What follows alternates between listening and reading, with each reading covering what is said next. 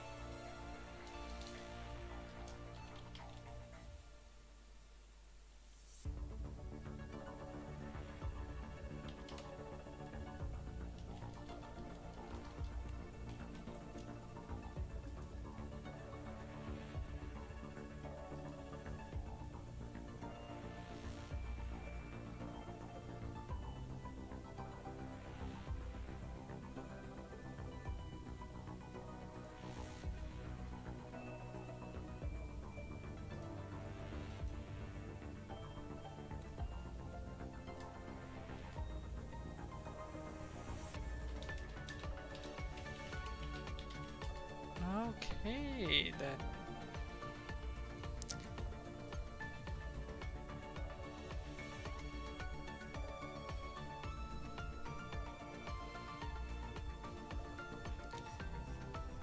Well then, time to... Wow.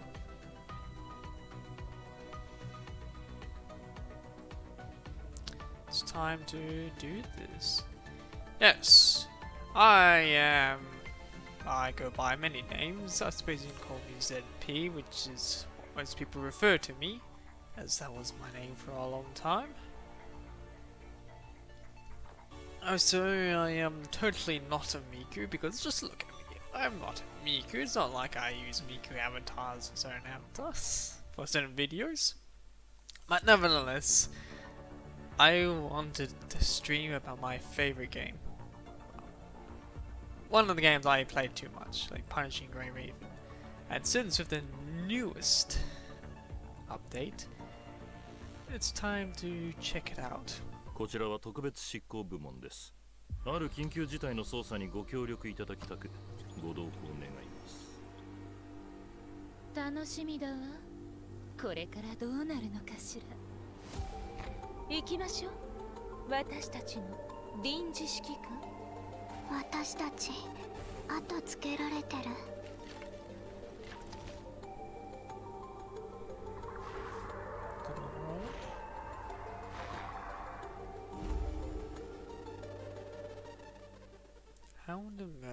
じゃじゃーん。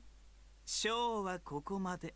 さてと、入場券を見せてもらえるかな、お嬢さん。Interesting. Interesting that they go on with a more spooky-fied this run. Albus Spectrum. Okay, number 21's backstory.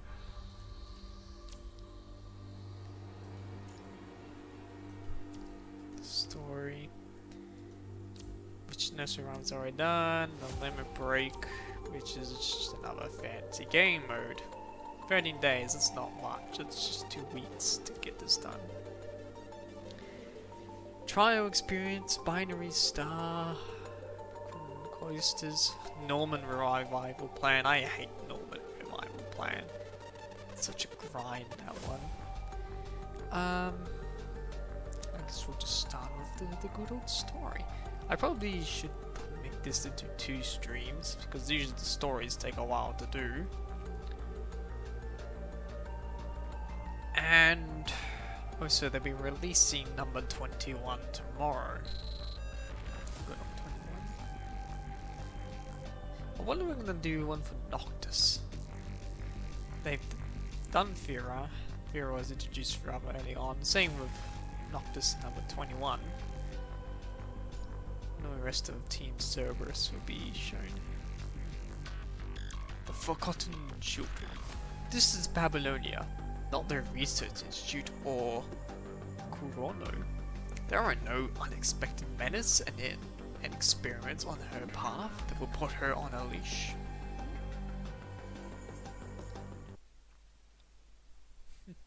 Even though Kurono end up becoming part of the world government. On the surface, outside the development zone of City 075, during the emergency evacuation from Operation Red Tide.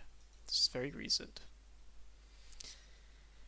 A wave of golden yellow dust wells in the air on the barren desert, followed immediately by deafening rock music and bursts of angry shouts. Deafening rock music and bursts of angry shouts. Oh yes, someone's totally making a performance in the desert. A folding truck tilted is trekking forward in an S-shaped path, with only two of its wheels spinning while maintaining physics-defying balance, a feat that would have the Archimedes risen from his grave and clapped. Archimedes.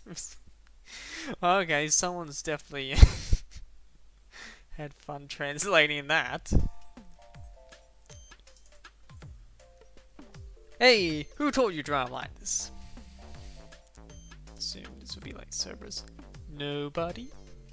Who the hell let the idiot take the wheel? Vera, Vera, help! Yeah, it's definitely not this. Enough, the two of you. Capped! Please don't unsheathe your sword in the guard, it's dangerous.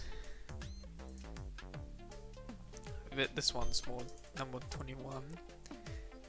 What's more dangerous than what you're doing? Step on the brake now. That's what I've been doing. That's the gas pedal, not the brakes. Do something. Vera, wait, where you open the door? All of you, out now.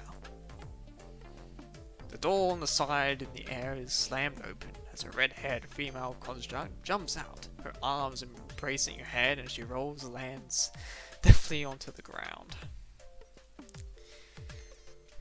Back to the hijinks of Team Cerberus. Immediately afterward, one of the car windows is cranked down and out hopes the round cobot, followed by a white figure who lands softly next to it. Wajah. What are you guys?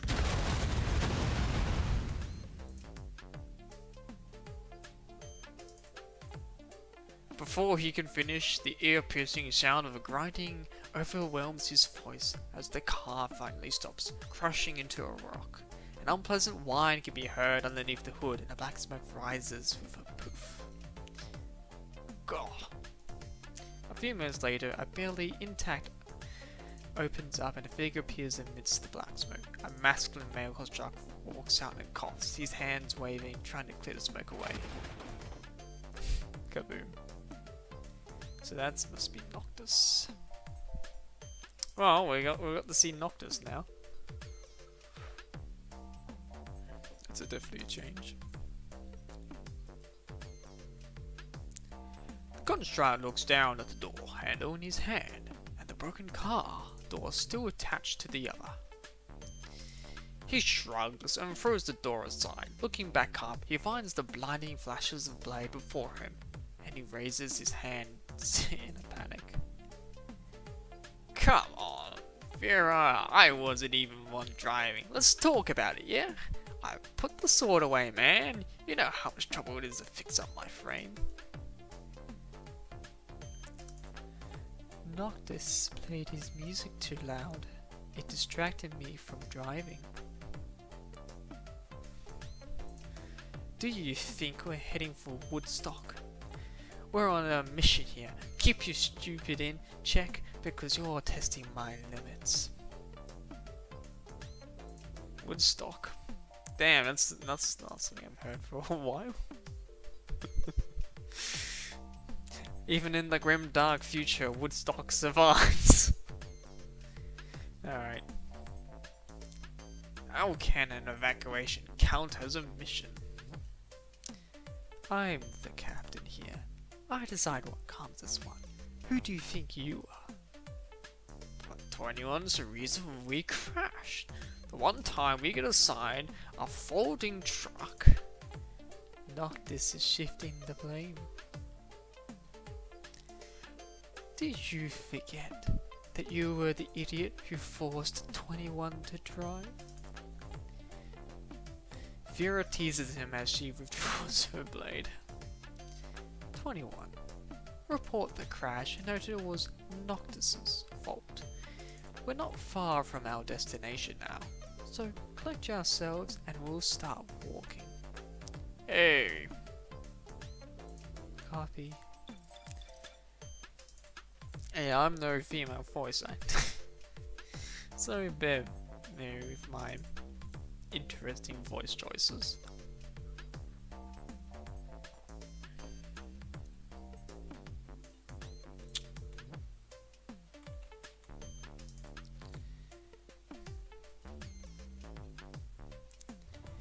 The chunky red-headed construct sits on a rock, his hands pulling his hair.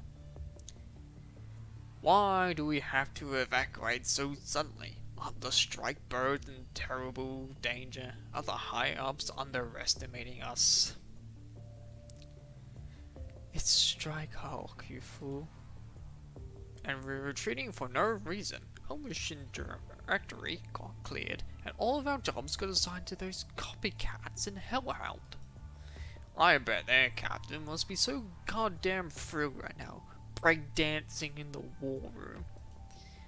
I'm gonna tear his throat out the next time I catch that guy.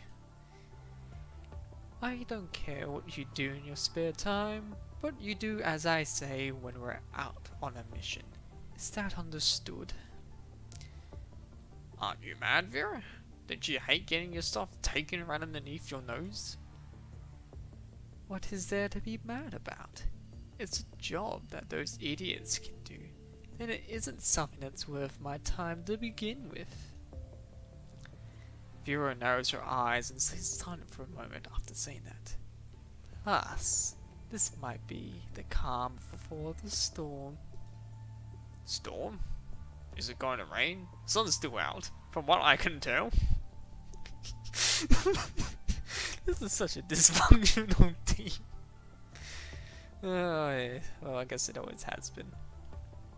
It always been dysfunctional. Shush. Vera stops Noctis from blabbering. There seems to be an incoming call as Vera has stood up, her finger tapping on her ear. Her flaming red hair flows in the wind, hiding her expression. Nikolai? I see. Cerberus. The tired figure in the support force uniform before them looks up before pointing to the transport craft to the side. That one. The crash vehicle you reported will be recycled after the battle. Just get going for now. It seems that the support force members in the back are also exhausted by the intense battle on the front line. Seriously? We're the only squad that's retreating? We are just following orders. Hurry up if possible. We're short on transportation. We still have to pick up a bunch of squads who are finishing their operations. Tisk. Enough, Noctis. Huh.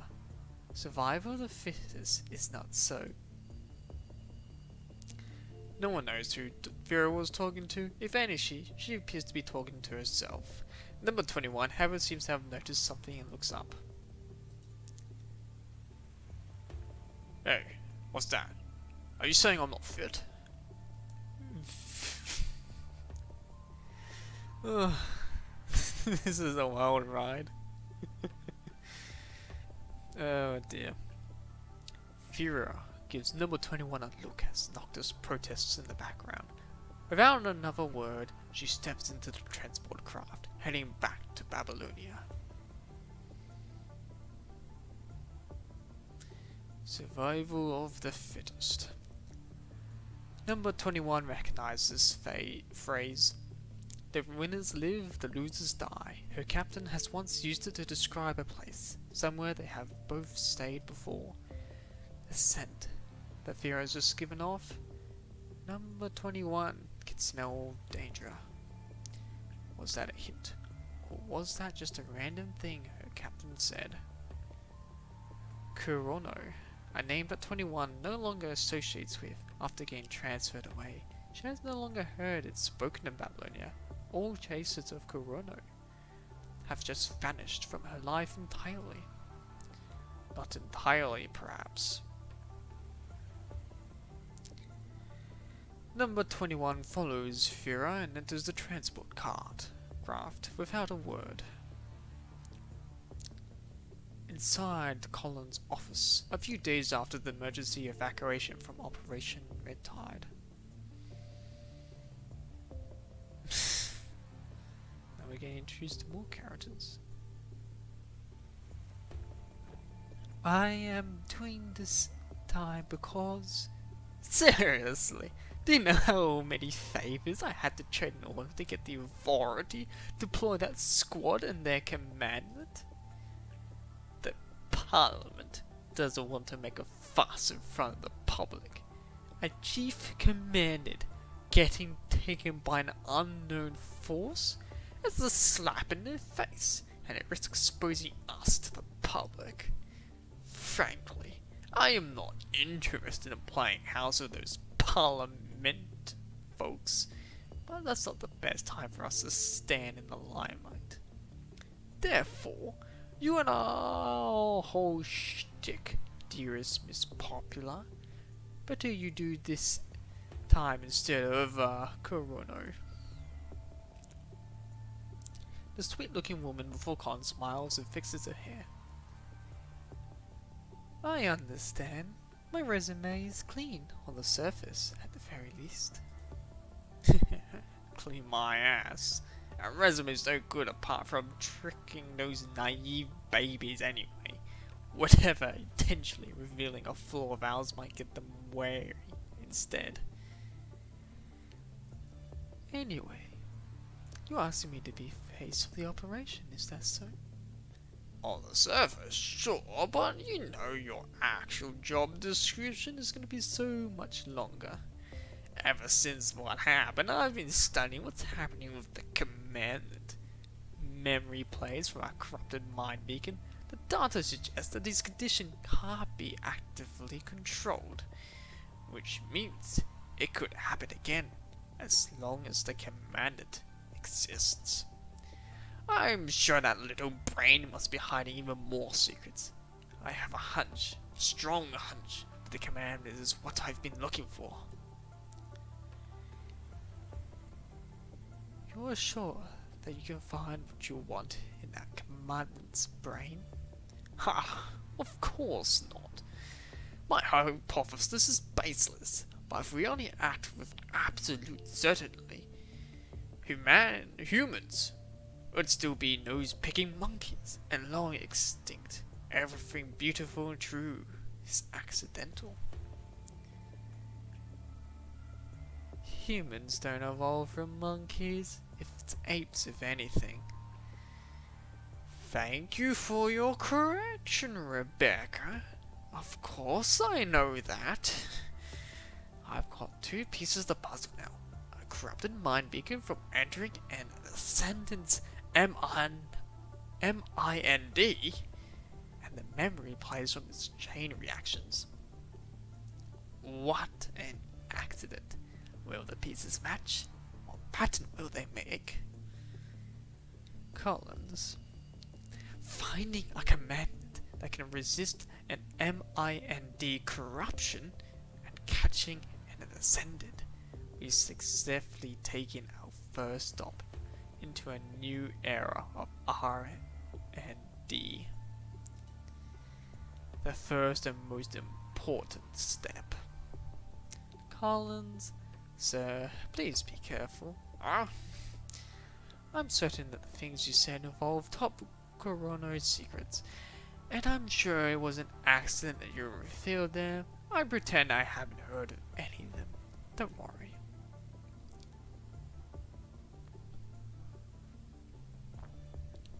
No, you don't have to worry. This place isn't bugged or anything. You're a high-ranking Kurono officer. And I'm just in the middleman between you and the Parliament who doesn't benefit from it all. I don't want my position altered unknowingly. Having gotten disrupted by her strong and wavering words, Collins does not appear to be displeased. Instead, he laughs. Whatever. If you'd have betrayed us, you'd have done it by now. Likewise, you wouldn't be here with Kurono. What had you got? If I've decided to tell you the truth, it means that, at the very least, I trust you. Kurono. Why does it sound more like a threat? Fine, leave it to me. I don't run away from a mission from the higher-ups. That's the attitude. I picked you precisely because of that confidence. I look forward to your work. Let's scour every last inch of the commander's brain for all the secrets hidden inside. Sir? Alright, I've made myself pretty clear. Clear enough.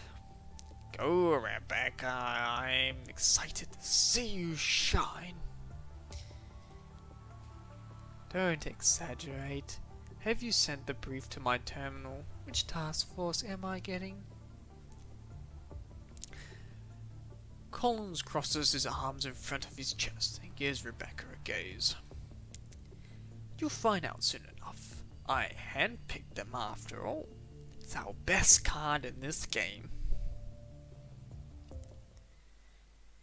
Hehehe, you're most definitely gonna love them. World Government Operation Logistics Center, meanwhile. Bloody Collins, such a nut job.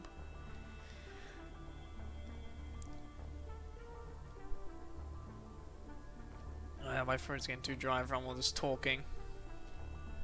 I had a stream earlier today when I was talking a lot. I was doing a visual novel with another VTuber known as Catbox GMZ. Well, Z. There is no noise, except for a quiet whispers and the keyboards clicking. Advisors and sergeants walk between the terminals, hollow maps, and battle simulations. Infinite intel, analysis, and estimations go through this place every day, processed by the brains here before turning into orders and reports on the different task forces and those in charge of the conversation areas. Conservation areas. My tongue is too worn out. The same thing is happening today. Operation Command, clearance, XX001A, assigned to Cerberus. Cerberus? We have a team called Cerberus? Missions for Cerberus are usually issued by the Chief Commander through direct channels. I've honestly no idea what's going on.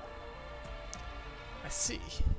Their recent mission logs have all been cleared, and all their operations as the marked transferred. Can't be. Don't ask about things we shouldn't know. Even I only know that they are related to the experimental remote connections, and I've never seen their commandment. If they're getting assigned through us instead. Anyway. If the operation is assigned through us, and it's our job, given the status of Cerberus. One sec. The advisor taps on the keyboard in front of his terminal, his fingers jumping between keys as rows of search results are listed on the holo screen. Cerberus, status, standing by at the base. Move the mission directly to the assignment terminal at the forward operating base. Set the priority to the highest. Copy? Good. That's the easiest part of that day sorted. The easiest part? The operation leader takes out a black folder hidden in his coat, cover marked with clearance Omega 7. Get me a deployment officer with high clearance and 2 logistic officers, as well as a field commander from the task force.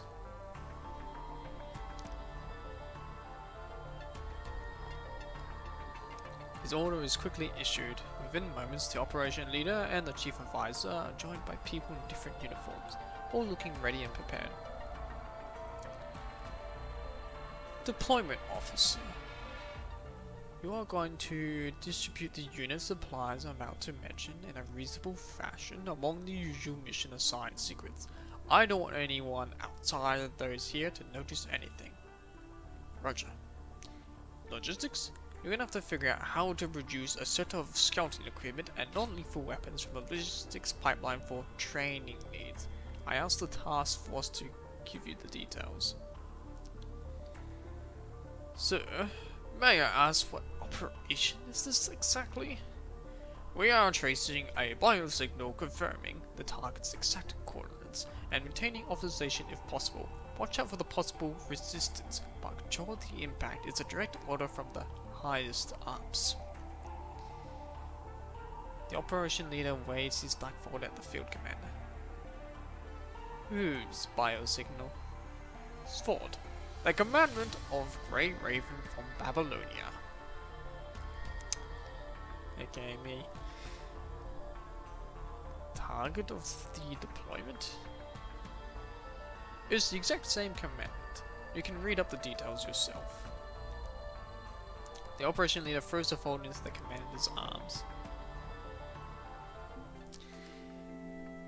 Parliament Square, Babylonia. Today is the first day Cerberus is assigned a mission since they've been evacuated from supporting Strike Hawk and remain on standby. As their captain, Vera was called to confirm the mission details 2 hours ago. Doctors having been breakdancing in their lounge room and picking on Hellhound is also off to operate his gears enthusiastically. Is that his usual pastime? Picking on the copycats? Well then. 21. Meet us at the war room in 10 minutes. Meanwhile, number 21 is heading to the war room by herself.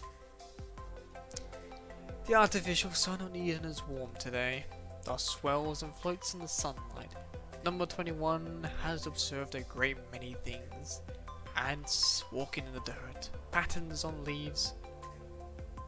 There's ants on Babylonia? Interesting revelation.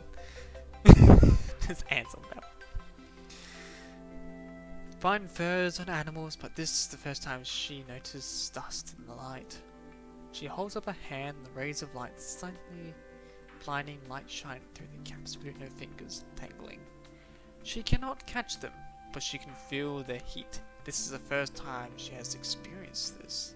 Sunlight, dust, birds, humans.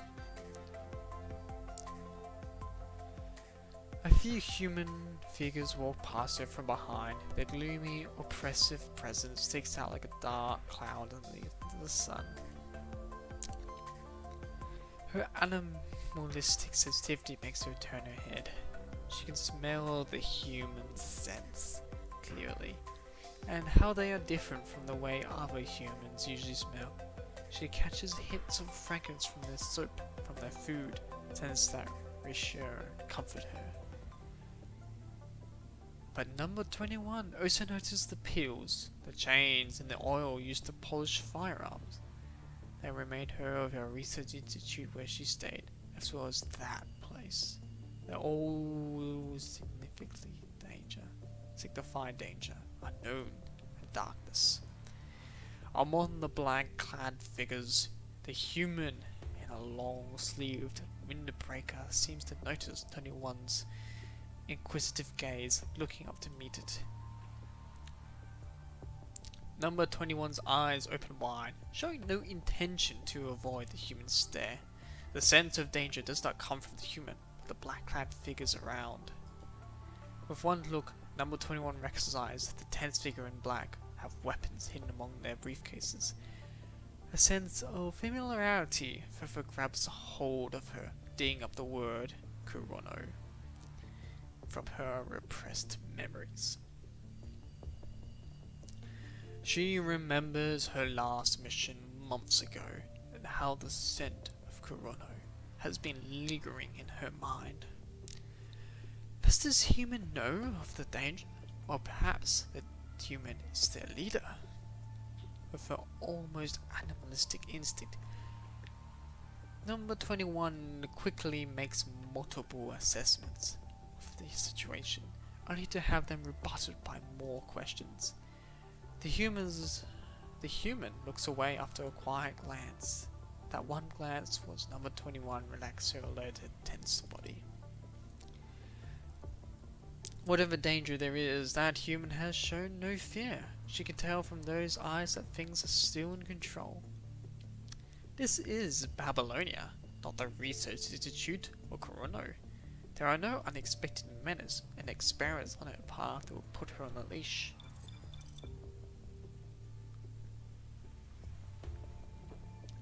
"21? You done spacing out?"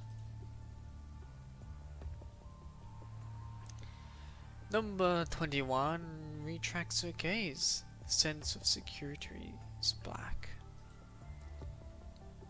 "Yes, Captain." She replies in the comms. Her body is alerted by the uncertainty, but she is no longer afraid or lost the way she was. Whatever lies ahead, Number 21 does not run away. She confronts them. Number 21 is ready, awaiting orders. Oof. That's one done. And I'm already almost out of water. That's interesting.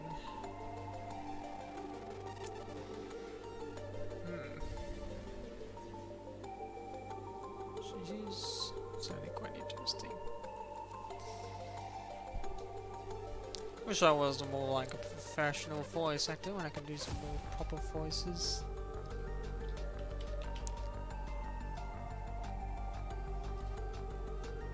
Alright then, let's just continue with the story.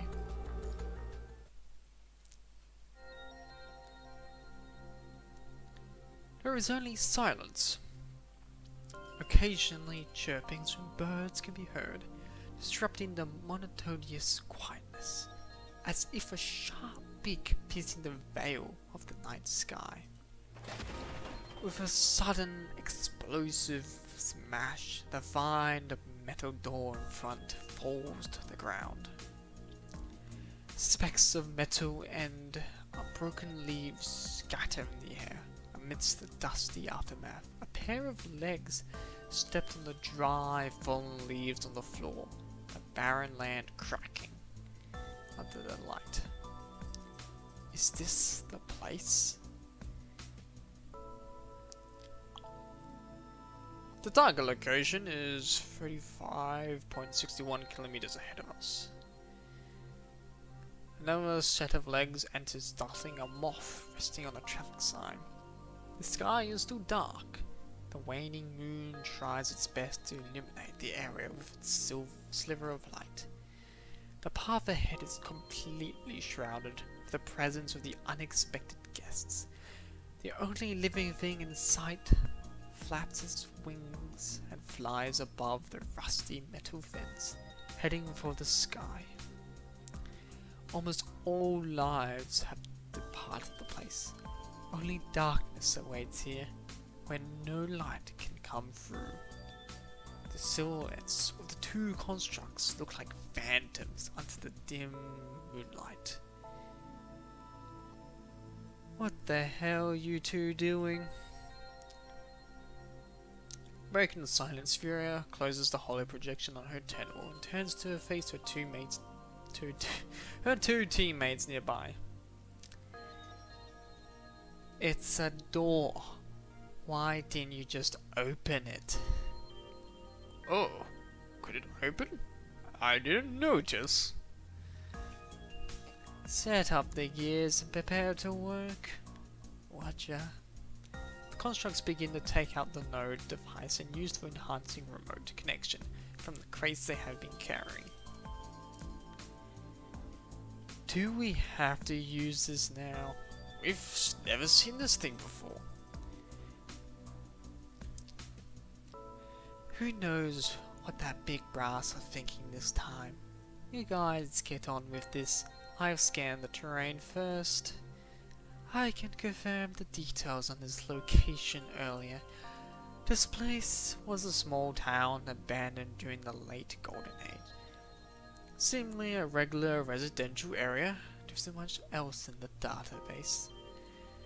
They are pretty common during the tail end of the Golden Age. The punishing virus concentration is almost normal. What is our objective this time, 21? Cat? We're supposed to investigate the abnormal MIND fluctuation detected in the area. So even you didn't know what we were here for? Tisk. Of course I do. Of course I do. After what happened, calling us back from the red tide infested sewer all of a sudden, and having us benched in the base for so long, someone has been planning something. You mean passing all our tasks to Hellhound was meant to prepare us for what comes next? I guess you can put it that way. But this is a scouting mission. I hate scouting. Use that thing in your head you call a brain. We are probably going after that Ascendant here. That Ascendant? Which Ascendant? Disc. Luna? Based on what has been revealed from the frontline reports, that female Ascendant leader has been missing since she was heavily wounded, hasn't she? She's probably the Ascendant the top brass wants the most, but why us? Okay, I see, then what has to catch a lone Ascendant? Unfortunately, I don't think you see shit.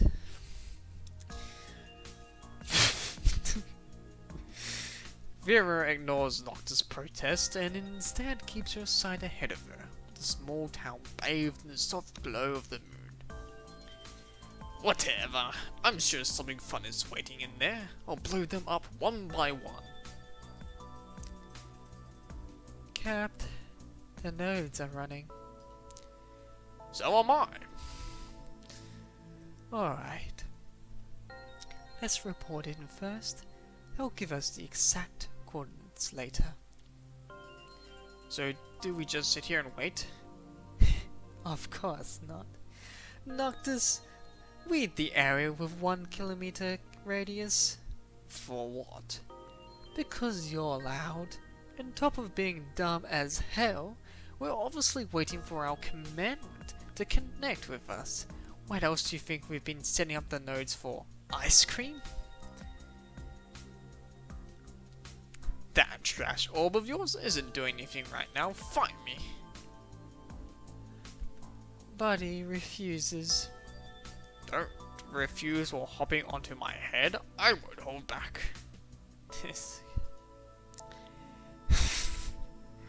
Vera represses her desire to leave without her team. An inexplicable uneasiness has been slowly brewing inside her ever since she's arrived. Later, not quite your style, Mari.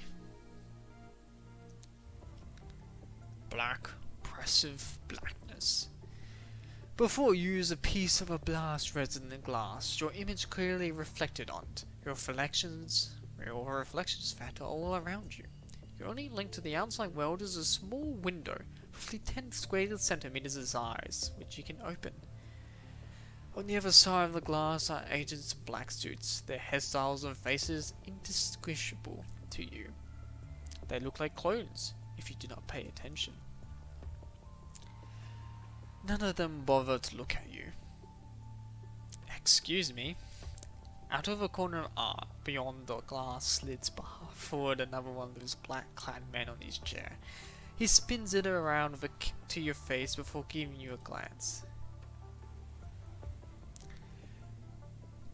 My apologies, it's not time for questions yet. If you could just wait. After that, he looks down and continues reading his incredibly stacked reports again. Dismissed, you close your eyes once more. Perhaps the exhaustion and stress has begun to make you numb. Perhaps the exhaustion and stress have begun to numb your senses. If others pick you at you now, all they can see is an expression of emptiness and nothing else. You do not know if those reports are related to you, or if they're all about you. At the top of your head, you do not reckon that you haven't done enough as a command to fill a file that thick.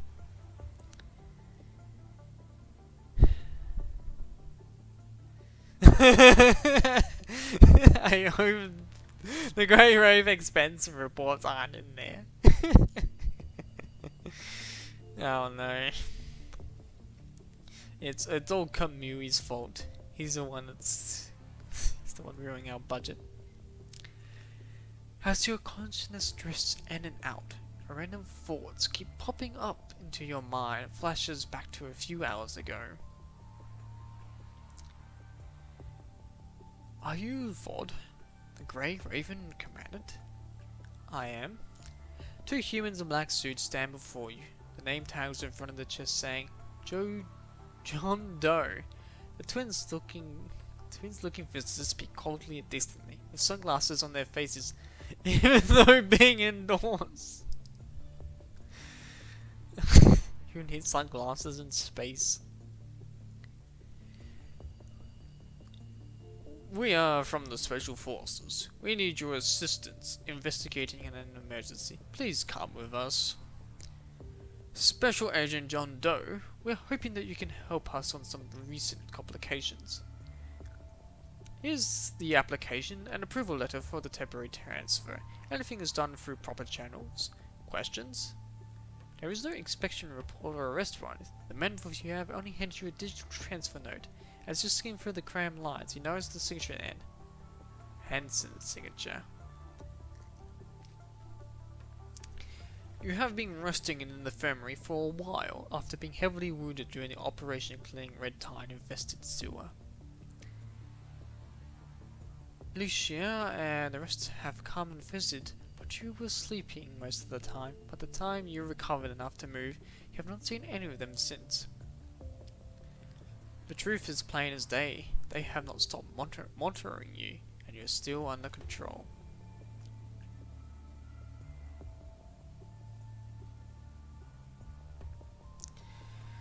Our time is short. Even I have to spend some effort to talk to you like this in private. Let's cut to the chase. Do you know who has been watching you from the dark? It's gotta be Corono. There's no way it could be anyone else. It's not even the Purifying Force. That's right. Of course you figured it out. But the Parliament isn't happy about that.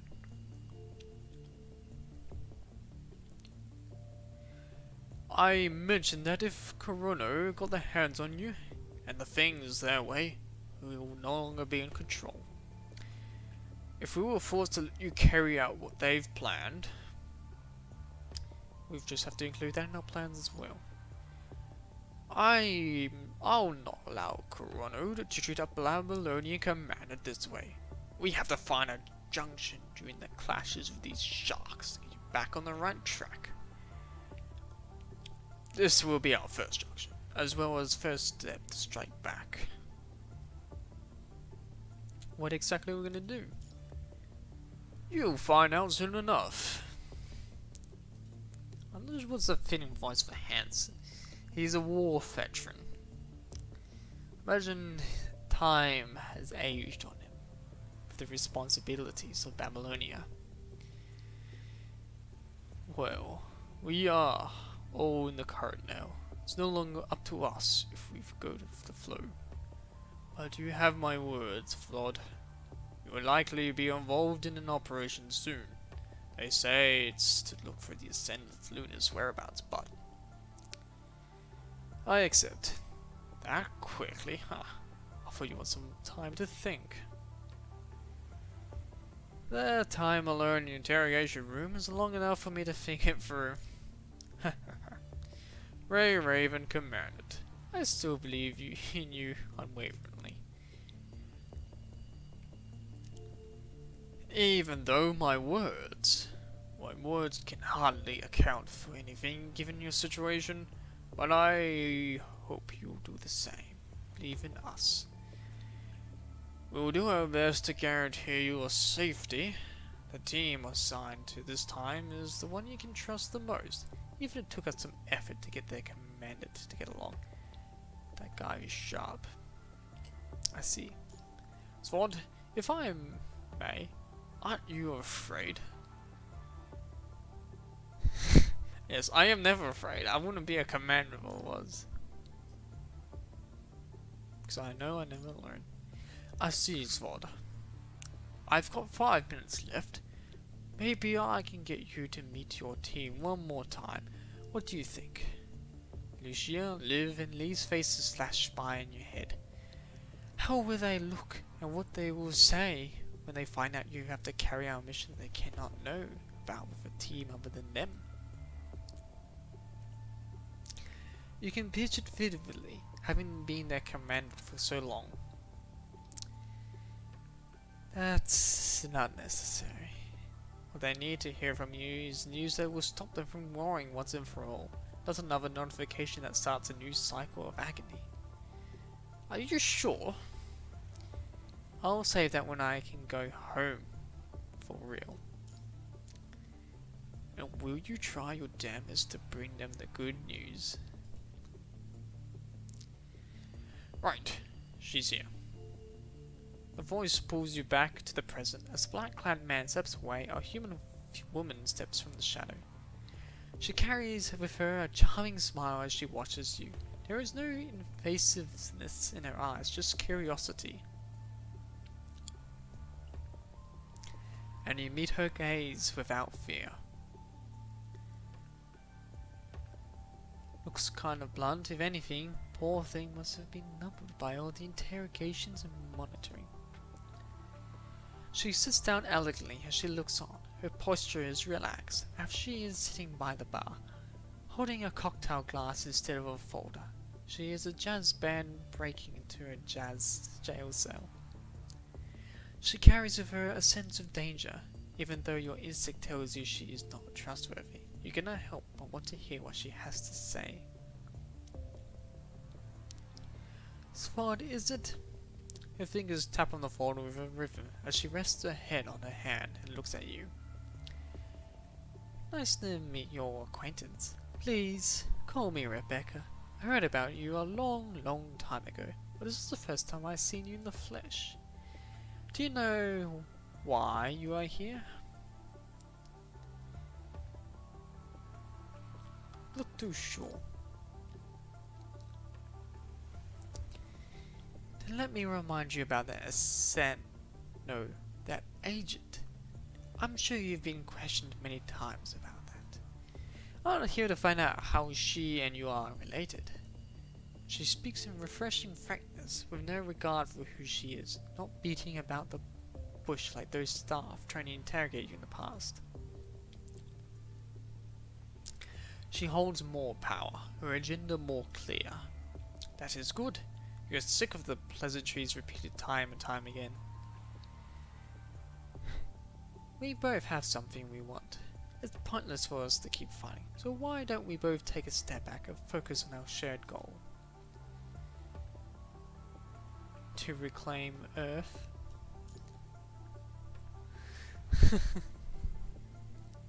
Ha! Of course we care about that as well. Good. As long as you understand my terms for cooperating. No, haven't avoided my gaze. Relax. with the guts to fight back, despite all the interrogation and confinement, and being in a familiar enclosed chamber now, surrounded by fully armed Corona agents. This government doesn't care about what Corona can do, or perhaps there's something else that this human cares about more right now. Alright, you've made your stance clear. I'll skip the pointless act and be honest with you. Me, I don't give about the details or truth about your account over the Ascendant. That can stay your little secret. Meanwhile, we hope you can offer a hand based on the established facts. Good to hear. We've detected MIND activity that matches Luna at an area on the surface. All we have to do is stay here and connect with our squad to the ground remotely, monitoring and commanding their search. What do you say? Alright, I see. Good. I'm glad we've come to an understanding. She does not sound glad at all. The squad is ready for remote connection. They can start any moment now. Which team is it? You'll find out. The woman raises her hand, then a male voice appears in the comms in your ear. Beginning remote connection adjustment. System running. Scanning data. You cannot tell your expression from the reflection on the glass. You forget when the last time you looked into a mirror was. Initializing data. Uploading the simulated mind beacon of Commander Foz.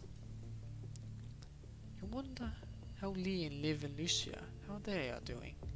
Initializing completed. Please put on the device.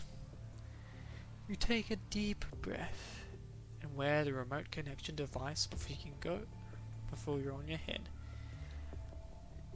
Establishing remote connection. Synchronization rate rising. Then your mind falls into the current. Every time you connect remotely, your mind would leave your body, leaving an indescribable blankness. If someone has hit a pause on your central nerves system and cerebral cortex, your perception of time slows and dulls. Still, you have a feeling that the blankness this time is no longer than it has ever been. Sound, scent, touch, all your senses leave you, save the low, humming pain all over your body. You have no idea how long has passed when your mind starts running again. Your heart aches as the sound of your heartbeat fills your ears. Unlike the remote connection you had with Kamu, this one feels more intense. The device you're using this time is more intricate. After all, compared with the portable one Asmovov prepared for you, looking like a heavy case for explosives. It speaks to the length Corona has gone to. Eventually, a dim light shines through the darkness before quickly disappearing. Your mind beacon is falling at an incredible speed, looking for an exit. Soon, it finds a slightly familiar MIND signal. And two more you do not recognize. A black cube hovers in your field of view, and visuals gradually appear inside. An overgrown path lies before you as the hazy vision shakes and sways. You find two constructs you do not know standing on the other side. The female construct is frowning lightly, a small laser cannon hovering by her side. Behind her also stands a stranger. A strange orb-shaped robot, its arms wavering. Next to her stands a tall red-haired construct, one of his hands stretching the back of his head, and seemingly confused by the unknown connection. Unfamiliar. It's not how commanded. It's not him. The construct syncing with you is none other than Vera. Team Hansen said you can trust the most. Is Cerberus? Why weren't we informed of something as important as switching our commandant?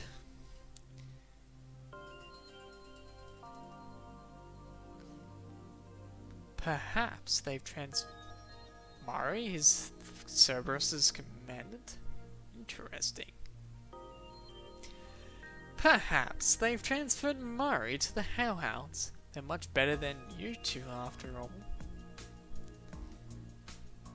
Vera has quickly regained her composure as well her sarcasm. Yeah, she's like, oh yes, a toy to play with. What? No, I won't allow that. You're screwing me, aren't you? That's an improvement.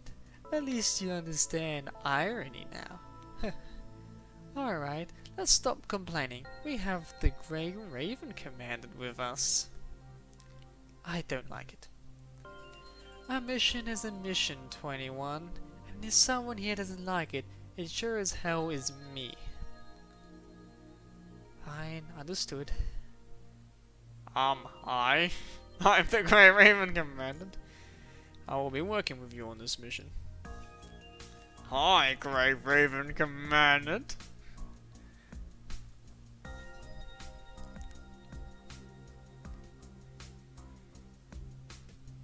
Alright, I'm still the first in command. So many words are your orders. After me, it's the Grey Raven commandant. Have you met? No. We've been in 2 operations that the commandant was involved, but neither 21 nor I were on the field, so this is the first time we connect with this commandant. Number 21 does not speak. The little robot on her other hand starts rotating around her. The big dumb one is Noctis. He climbs. The small one is 21. She blows up a tree Noctis is climbing. Now we're all deduced. Let's confirm our assignment again. I hope you aren't coming empty-handed, Commandant. I come to expect this from Vera. Right, let me restate the mission brief.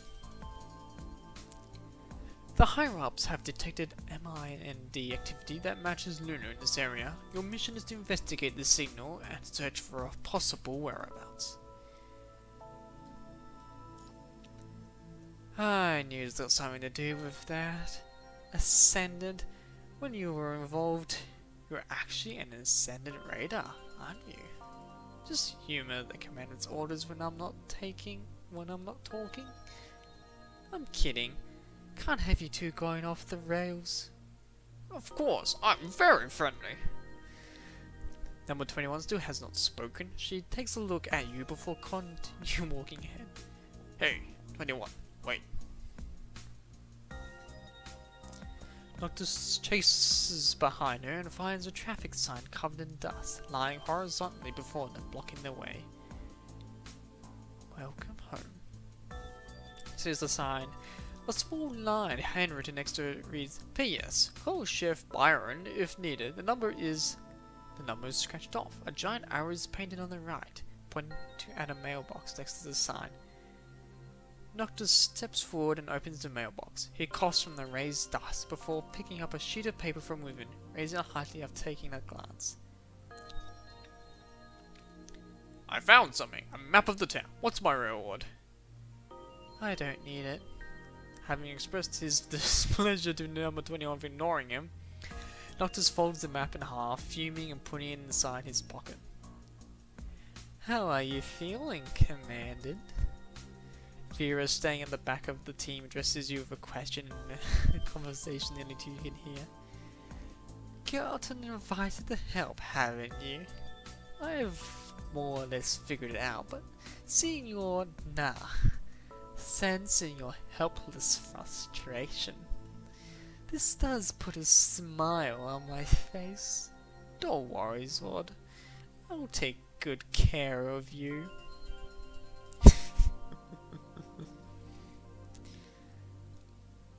So I'm gonna be confident with Vera.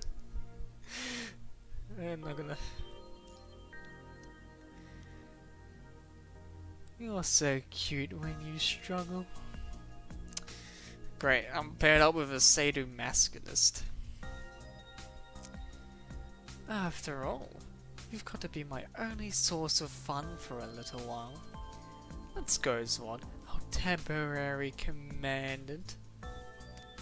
Crows begin to call out from the forest at dawn. The last bit of moonlight has disappeared, replaced by the rising sun.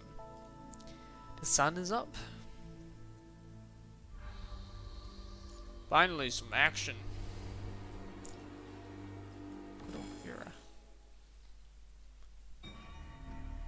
Can't lose with Vera.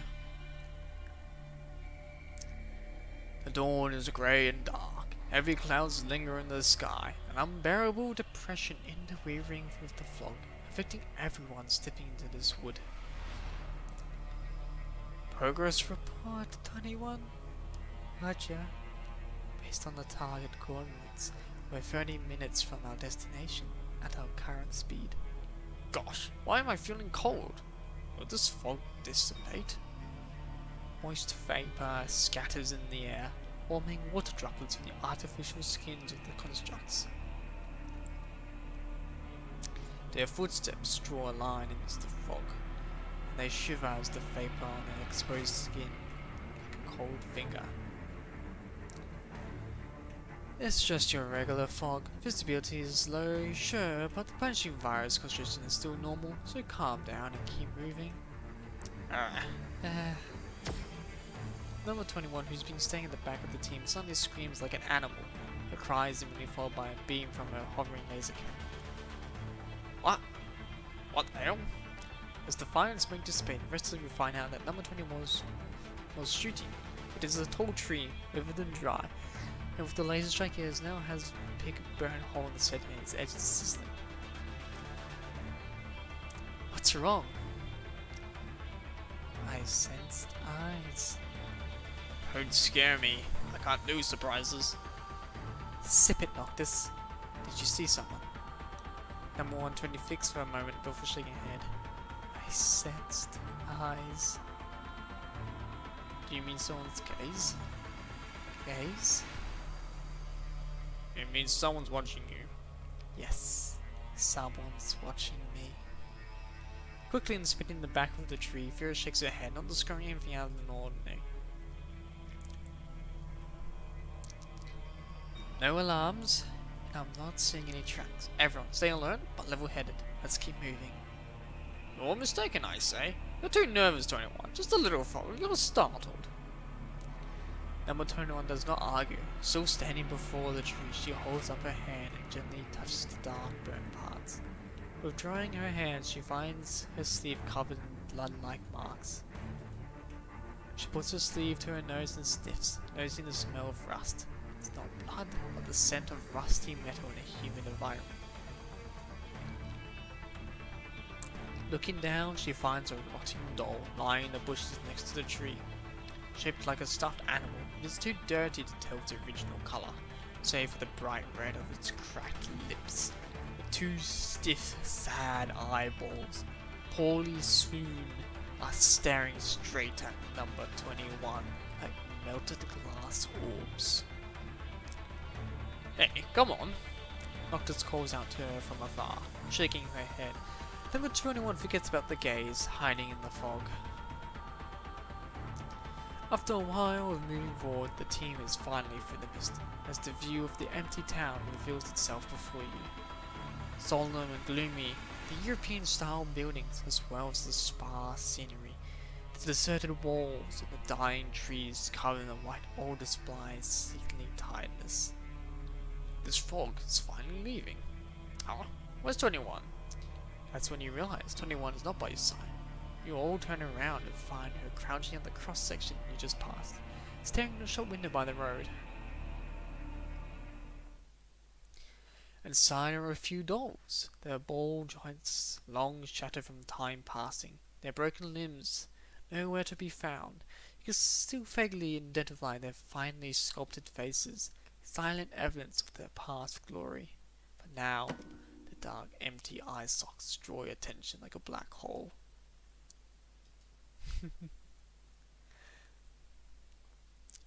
Number 21's expression reminds you of time when two young girls are stopped for a dole mid-mission. Yeah, number 21's expression reminds you of a time when two young girls also stopped for a dole mid-mission. Lucia and Liv. And that was a long time ago now. Do you want it? She looks at you, expressionlessly. Before reaching out her hand, her arm goes through the glass window, shattering it, and she retrieves the doll. Alright, sure. Number 21 takes off the doll's head with a snap, and the broken wires mark at its neck. With that, the doll's eyelids close, unable to stay up. Casually, she holds up the doll's head toward you and finds the slight very terrifying. It moved. Great, now what? It didn't sense wrong. I saw it in the shop window at the last cross section. Could it be there was one in every shop window? I didn't sense wrong. It was following me. Stop arguing. Vera takes the head from 21's hand and taps her receptor, and her eyes project a ray of light scanning the head before displaying a bright, clean, green clear disc. Grasping the doll's artificial hand with two fingers, Vera flings the door to the side.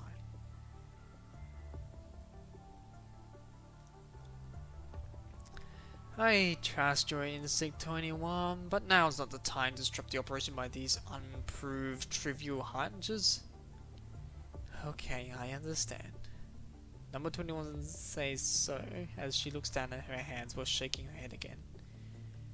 I don't understand. What don't you understand now? My hand is itchy. She raises her hand high and her big puffy sleeves slide down and cover her head, making her look slightly foolish. Still, she points her hands towards Vera, and Noctis also walks some looks, but there is nothing on them except some dust, and she has picked up accidentally. Whoa, you should wash your hands, 21, they're dirty. Vera frowns, suddenly deep in thoughts, but soon waves her hand.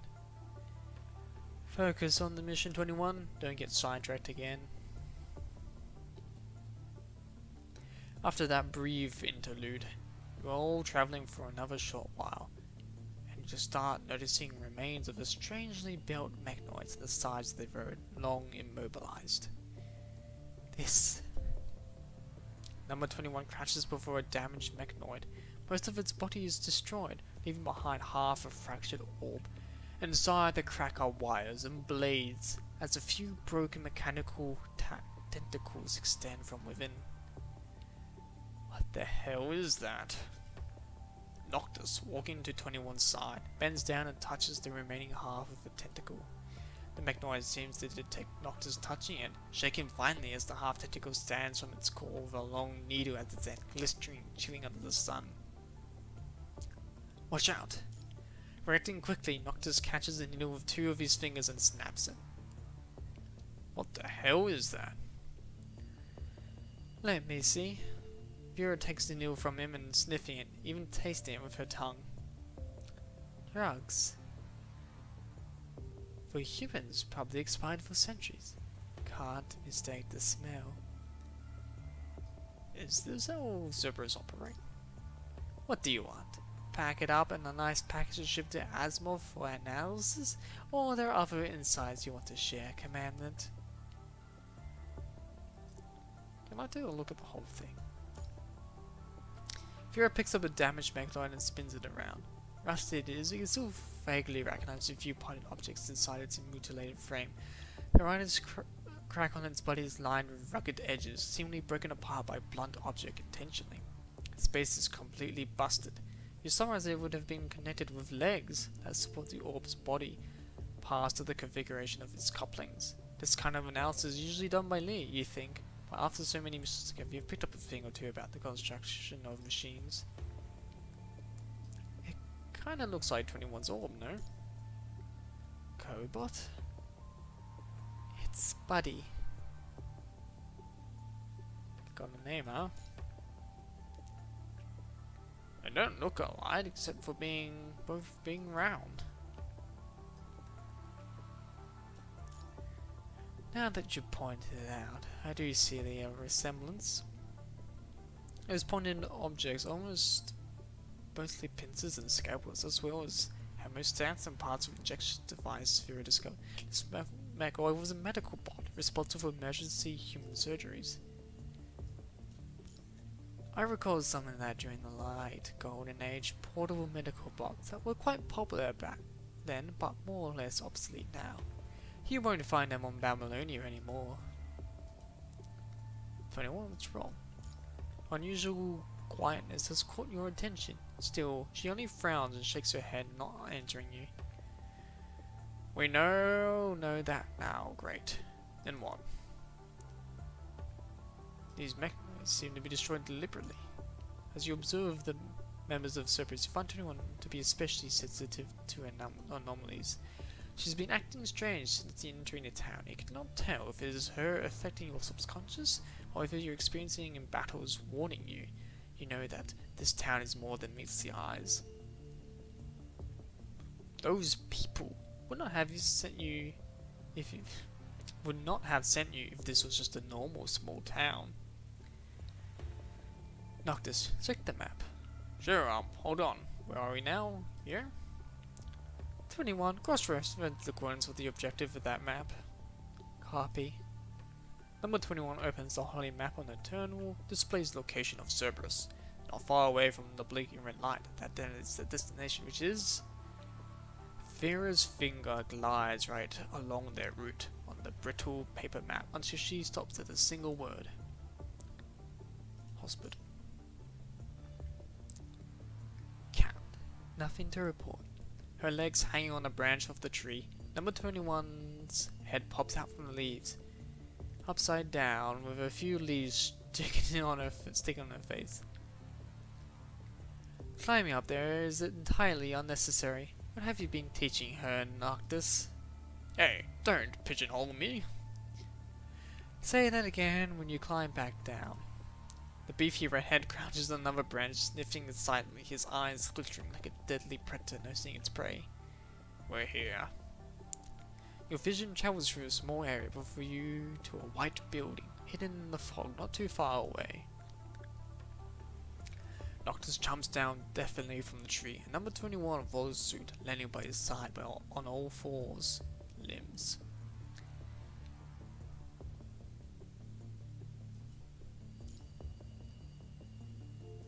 I missed that.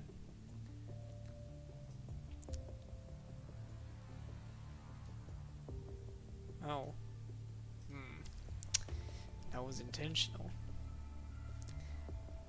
First, ahead. Suddenly, their voices become muddled and fuzzy before your sight goes black, as your vision twists and burns, glows. Your hearing is completely taken by a constant ringing, and all of your other senses are gone. The building of sight rises, hovering over the ground, transforming and reconstructing. The plants around are blooming anew, as the fresh seeds suddenly blossom, bursting out of the soil into a massive tree. A bewildering familiarity of this place enthralls you.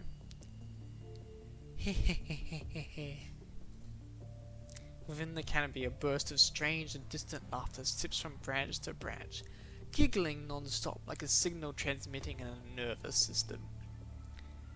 Wait for me. Amidst the ringing, the unfamiliar phrase elapses before disappearing. But the preparation lasts but a moment, and soon your vision and hearing return to normal, as the hospital building becomes its old, crumbling self again. What was that? What's wrong with you? Did you see that? Did I see what? Normally speaking, connected construction components would have their senses affected with each other, but Vera does not seem to be affected by whatever you just saw. Although you have been getting memories replayed from your corrupted mind beacon after your last fight of Luna, this kind of twisted vision is unprecedented, and that sense of reality. What's going on? Besides, what would you just experience that kind of felt like a memory replay? But not entirely. For a moment, you are flooded by the feeling of nostalgia, as if you just had been there before, having seen this place at its prime. Has the corruption worsened, or was the illusion a result of a mental stress? What is it, Svod? This place feels familiar. Familiar? Like deja vu? Deja vu, already seen, is a contradiction describing the sense of recollection of an event or a place I experienced before. I'm not too sure. Yeah, I think the town is cursed. First it was 21 being all paranoid, now the command is acting weird.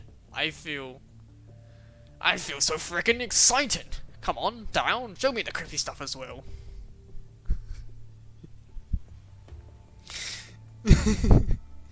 Eagerly he paces around you, his eyes being smug like a hound.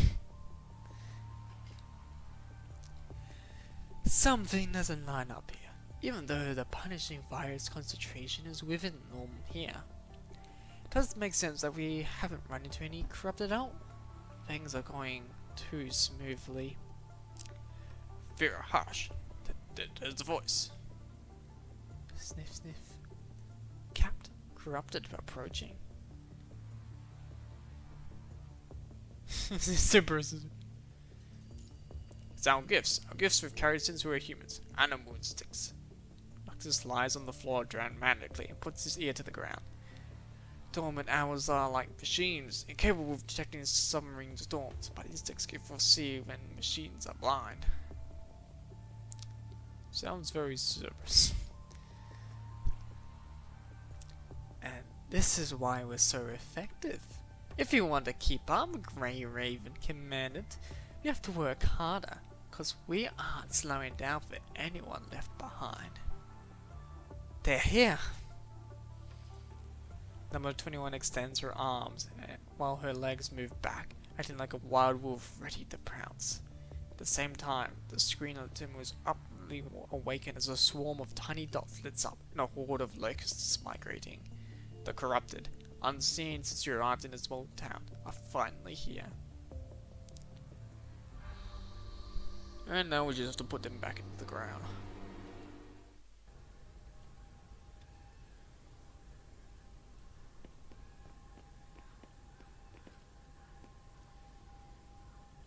Now we can have some combat.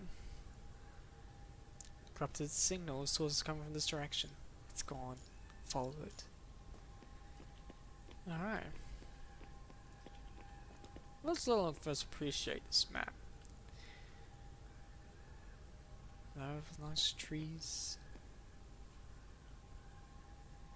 Definitely adds more dents. A red telephone box. It's even rarer now. Surprised some still remain in the golden age. Road blocked. Blast away. No, Noctis, not too much troubles. Find another road. Oh. Listen, someone is there. I'll go check. Well, time to go into the TARDIS. Go back, it's impossible. Only for you.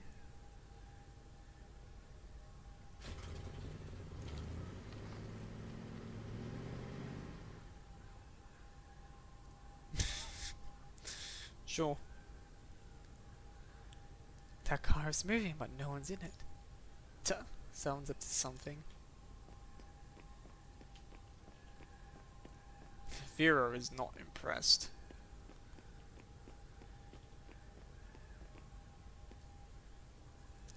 Captain, we are near the mission location.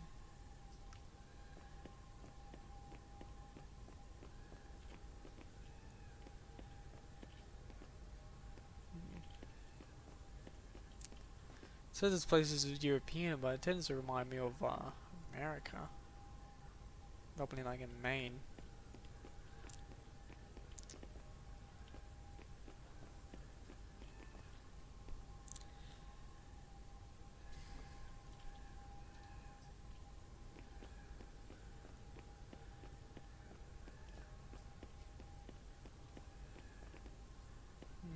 Some bodies still remain.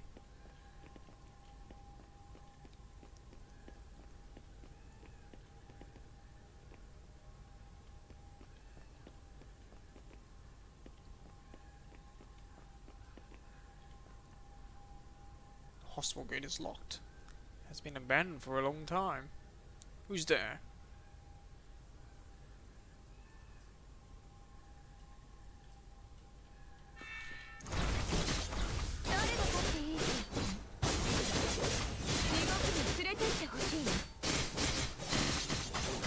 Another one.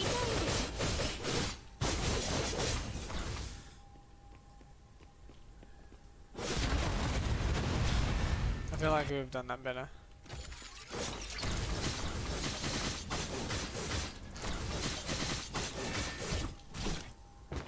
And I feel like we've done that better. 地獄に連れてってほしいの。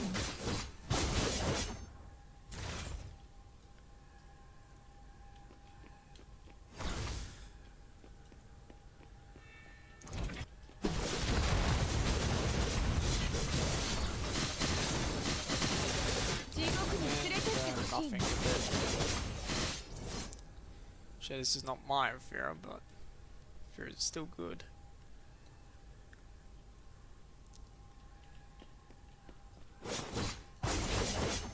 Oh. 地獄に連れてってほしいの。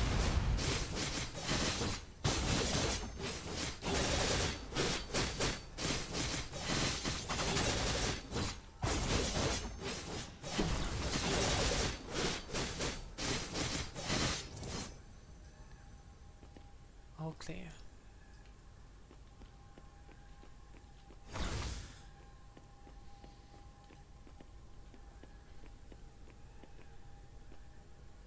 Ah, it's Roland. With his new drip. The orb shaped corrupted are scattered on the floor, twitching occasionally. The needles of within injecting hazardously. An ascendant would not have made such a scene. If anything, this looks like a crudely made trap. Like a warning, asking you to leave. You might be right. But maybe they aren't asking us to leave. Maybe they're showing us where to go. Says Doctors as he moves aside and shows you the wall behind him. Look. The stained, decrepit walls is adorned with a line written in blood red paint. This way. Huh. Very old-fashioned of them. Haha. Just like a golden age horror film.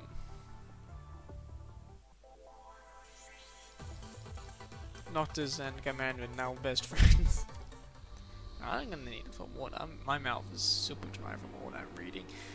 And I've got more reading to go. Speeding police car stops you. Oh yeah, you get pulled over by the cops. I'll have to be right back.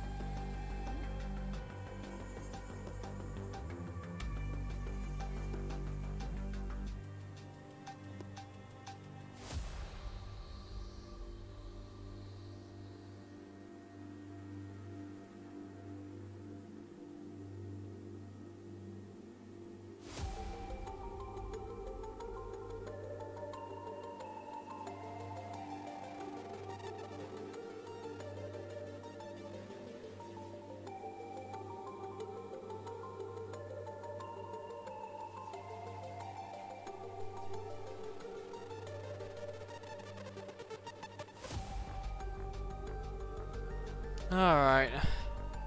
I am back. Back from the abyss. Feels like I should give my foot a rest. I might lose my voice later on. I have done a lot of talking today since I had a stream earlier. Well, and I was on another VTuber stream earlier when we were doing... What were we doing? Yeah, so we're doing Necropara, but with cat boys instead. Truly a horrifying experience. I need to rest my throat a bit.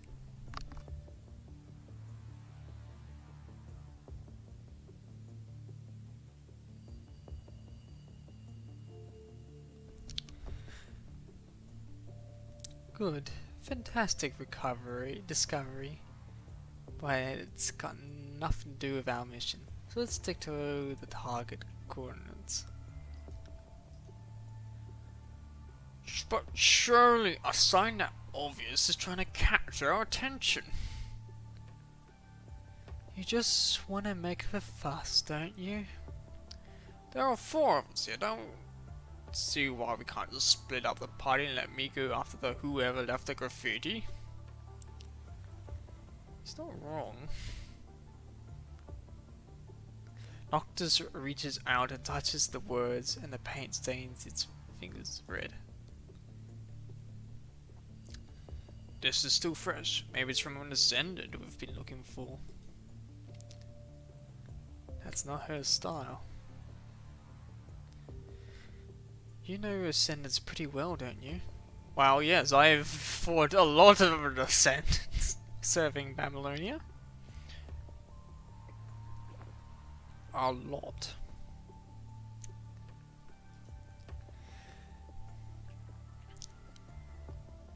Vera says impassively, and you're not sure if she's simply stating a fact or teasing you. Fine, that means we've got a third party involved. What do you think we should do next? Can't hold the mission. Push in the glaring trail. So. And the other 2 will look for our mystery guess.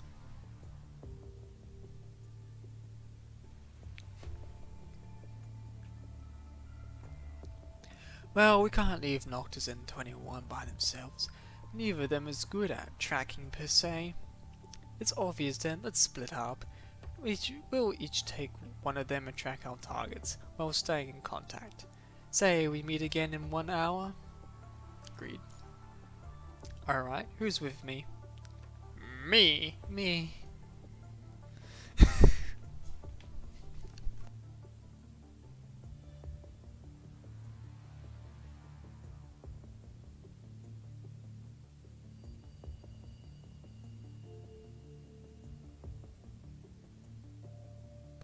That won't do. Someone has to babysit the commandant. Don't keep me from hunting ghosts. 21 is great.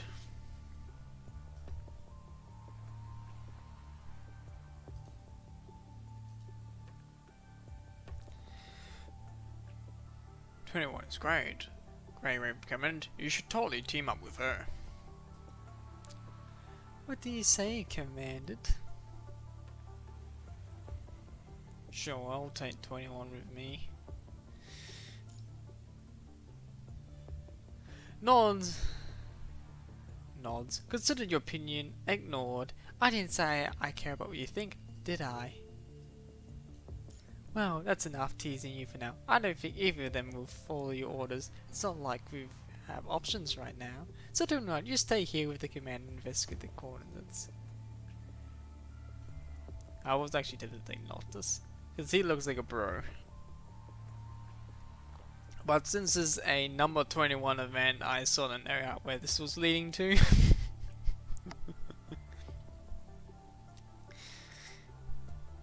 Vera's smile makes you think that something is afoot here. Understood. Right, let's get going. I'll stim around that area first, yeah?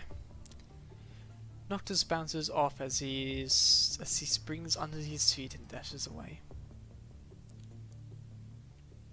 Let's take the opportunity to switch to a remote connection target.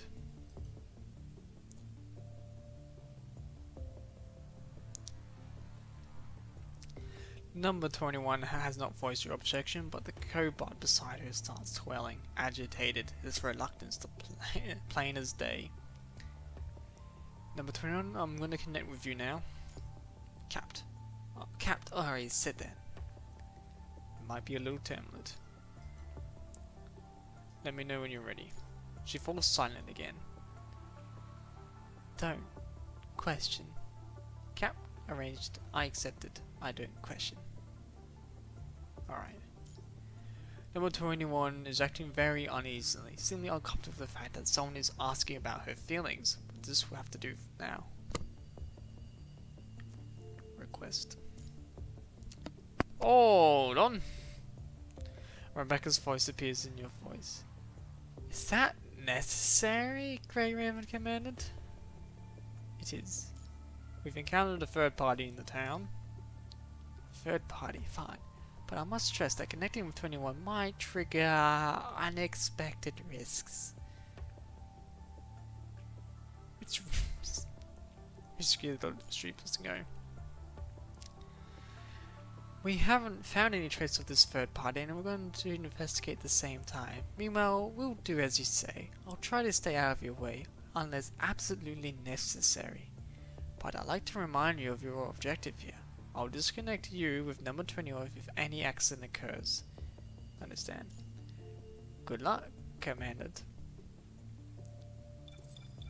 Remote connection target switching approved. Loading MIND model. Synchronization rate initializing.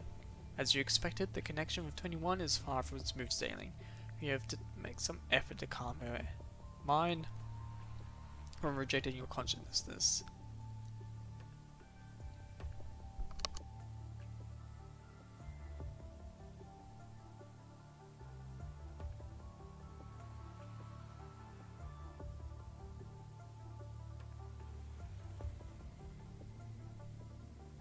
When you open your eyes again, you're looking from number 21's perspective, and you find Vera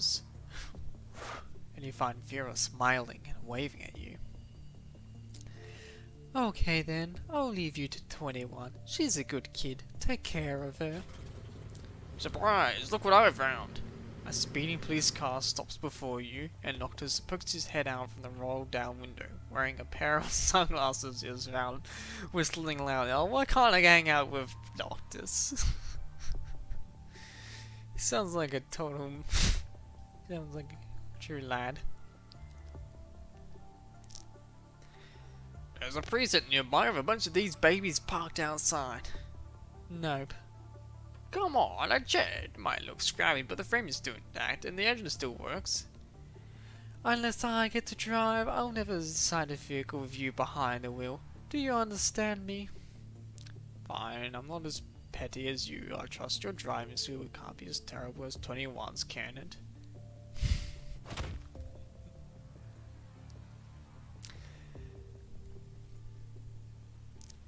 Vera opens the door and hops on the driver's seat before slamming the door shut. With an arm resting on the roll-down window, she waves at you. Commandant, enjoy the thrill as a Cerberus. The police car speeds away, leaving 21 and her cobot behind. Surprised that a car can still last after this long.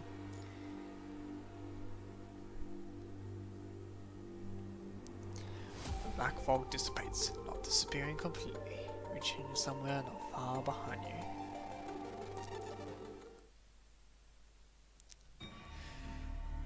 After a short walk towards your destination, number 21 walks past the precinct Noctis mentioned.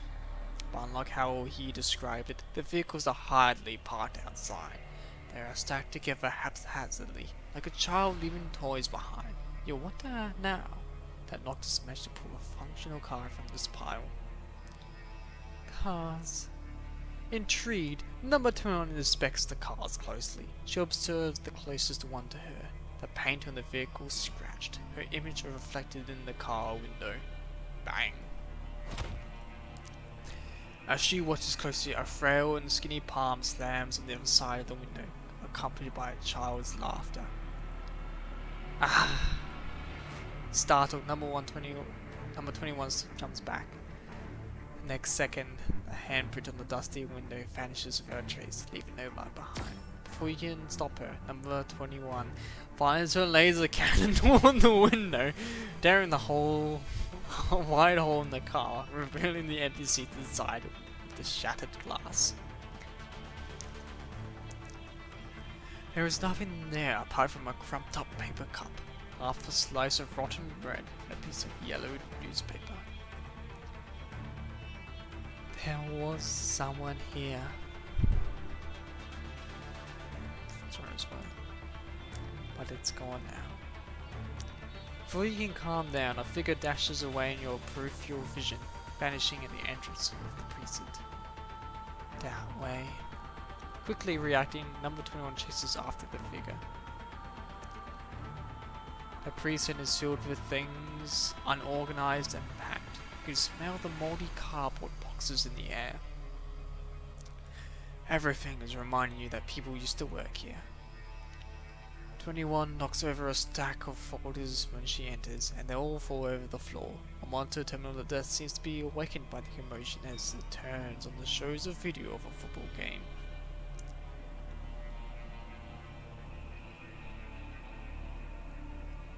Power is still running in the town at minimal capacity. The top right corner of the display writes REC. As the owner of the terminal left the seat in the station for some reason, leaving behind the game recorded the night before the played during work. 21 frowns and stares to the terminal. As the camera pans to the close-ups of the player's faces, she raises her hand. Wait. Right after the terminal is blasted into pieces by her laser cannon. At this rate, she's just going to destroy everything. Leave behind a wisp of black smoke among the shattered parts. There were people inside. There were recordings, they weren't real. Why record them? People sometimes record things so they can share it with people who can't be there. Why? Of course. I'll explain later. Fine. She looks around in the dim, closed space. You can feel an unknown sense of familiarity capture her through your connection. There should be a photo on the desk. You think, a photo? Whose photo? Why would you think that? Were you here at some point? At the same time, an intense sentiment is prickling you up, reminding you of how intimate and trusting you are for the safety this place has provided. The nostalgia is so tense that you can feel your heart racing. Officer Byron, you're here. Is that? Number 21's body tenses up, her head turning left and right, and she changes into an attack stance. The loud noises surround the whole precinct, untraceable. Meanwhile, the blurry figure appears again by the window. Number 21 steps over the junk on the ground and hurries to the window. Hehehe. Thanks, mister. You hear a child's laughter on the other side. Number 21 puts her hand on the window, and a feverish image clears up. A young girl in twin tails, no more than 5 years old, has her back facing you outside looking up. Dad isn't in the car. When is Dad leaving work? The birthday party is today. Her voice seems to be filtered through water, the words barely coming through, sounding muffled and unreal. I'll go find Mum then. Breaking through the glass window, number 21 does not hesitate to jump outside. She's a bold one. Smashes windows to destroy dolls, jumps through windows to go to her target.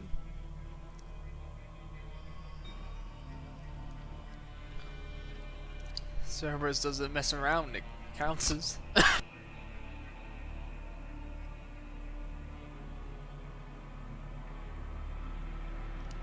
Wait. But the figure has disappeared again as she lands.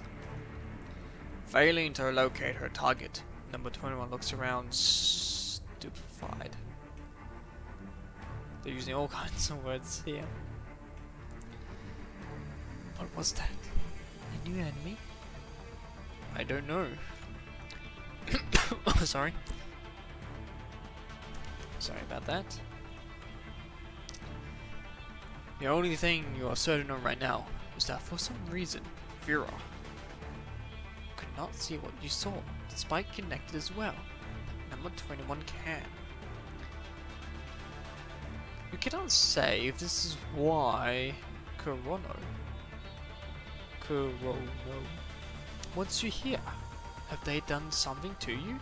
Is this the doing of the third party? Or have you been hallucinating, somehow transmitting your hallucinations to number 21? Let's get out of here. Regardless, you have no way to tackle it right now. You can only move forward. There's things coming over about Trace, don't get flustered. Oh, okay. She murmurs, walking in the direction of the hospital, but the silence does not last long before she shoots you a question. What is a birthday party? A birthday party? You immediately recognize that she's asking about what the eerie girl mentioned. It's a celebration of a person's birthday. Celebration? Birthday? You know, the date someone is born. People celebrate its anniversary every year. Oh. I don't have a birthday date.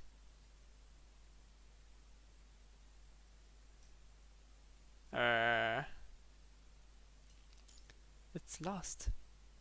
How do I find it? You feel weird about teaching general knowledge in the middle of a mission, but you cannot seem to ignore her genuine confusion. Perhaps I can help you look for it when we're back. Okay, I understand. She suddenly stops. What's wrong?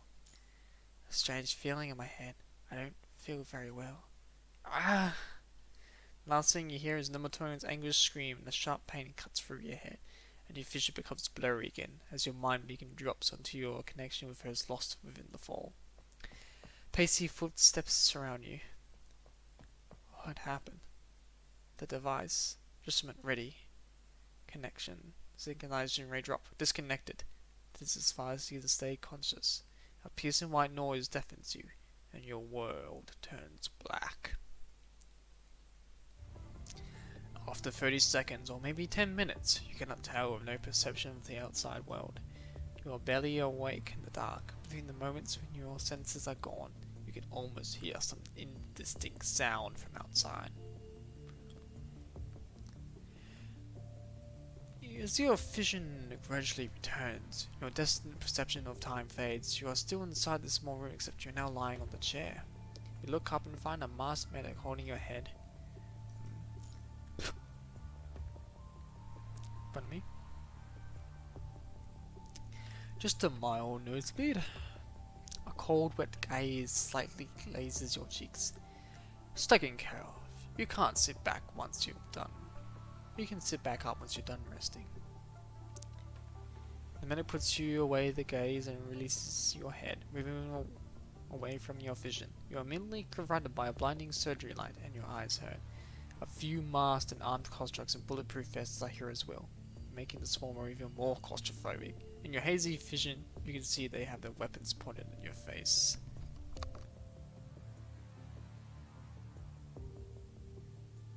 Yeah, no chill at all. After making sure that you're not going to go berserk and tag them, the constructs calmly step back and leave the room. You slowly sit up from your chair and your back, feeling like it's been run over by a by Aslam. Run over by Aslam. That is pretty strong feeling indeed. Your ribs are still hurting from the injury you received in the sewer. The chains on your ankles are clanging along your movement. You peek around you to find the same depressing room, your reflection, the same piece of glass. The small window to the outside is now closed, and Rebecca's gone, leaving a room full of construct soldiers. Something feels off about the place, but you're confused. Cannot tell what it is at the moment. Suddenly, Rebecca's hologram appears on the opposite side of the desk.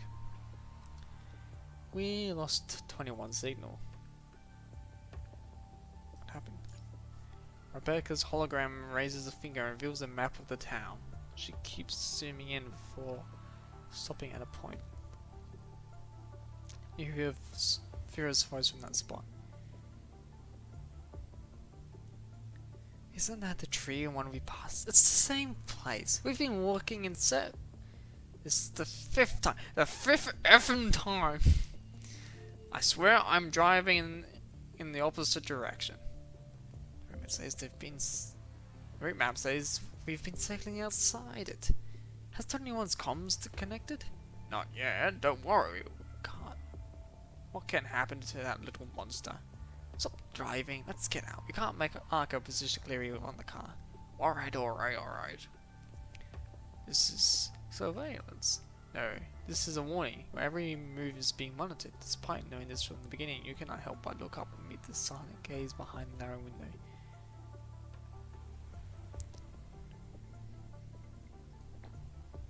You better bring 21 back, Spot. You think you heard Vera muttering for a second there. And then the projection shifts back to a scan of your body. Next to the grass that you do not comprehend is your heartbeats. The projected line jumps up and down. Inside the tiny room, you feel even ideas in your head are being dissected and watched. Don't be nervous. For some reason, we lost all signals on 21 and Cerberus camp and couldn't connect to her comms either. She just vanished like a snuffed candle. Since you were connected, you were also forced to disconnect. Bypassing the system is stressing your mind. Others would have been out for hours, but your condition, we've only lost 13 minutes and 26 seconds. We are progressing nicely. You seem to have found some interesting leads, didn't you? Except you had stayed for quite some time at the unrelated location. She's trying to fish information out of you. I would have reported in if I found interesting leads. Fine. Given the situation, the plans change. Vera seems to be in trouble, so you'll be connecting with her. After you do that, you'll return to where the leads are, continue your investigation. What about 21? I'll guide you investigating why she was disconnected. Just prioritize our mission. Corona's intention is clear. They just want you to work like a mule as fast as you possibly can. Is there a plan B? Excuse me. Rebecca is slightly stunned by your question, but she quickly grins again with the same sweet, gentle smile. The only term for you leaving this place is obeying our order. Do you not understand that? I have a better offer. Vera is skilled, and she could not have simply gotten lost, but the fact remains that even she did not have time to search for number 21 in Corona's recording. More importantly, you need 21. You're not sure why yet, but she's the only one who can feel and hear and see those eerie illusions. Let me connect with 21. The Parliament's condition is to keep the commanders safe, and the members of the task force are not included. Given how relentless Corona is, it is highly possible they would abandon the search on number 21. As long as her MIND is working, my mind beacon will find her. I could do what your machines can't.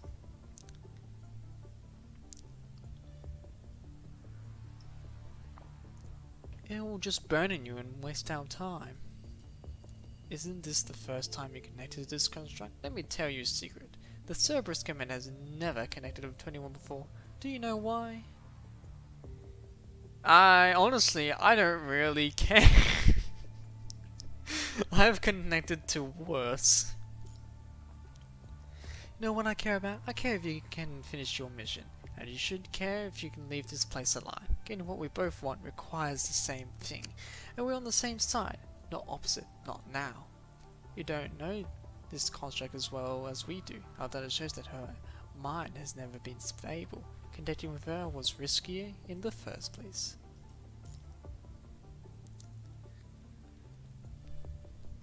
But if we're forced to let you carry out what they've planned. Rebecca is pressuring you, but this is the part what they have planned.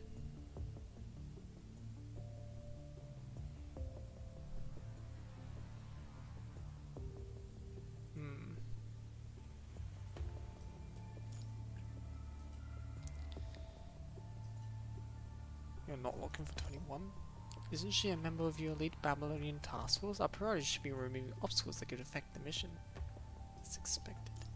Commandant, you don't look very well. Did you find something?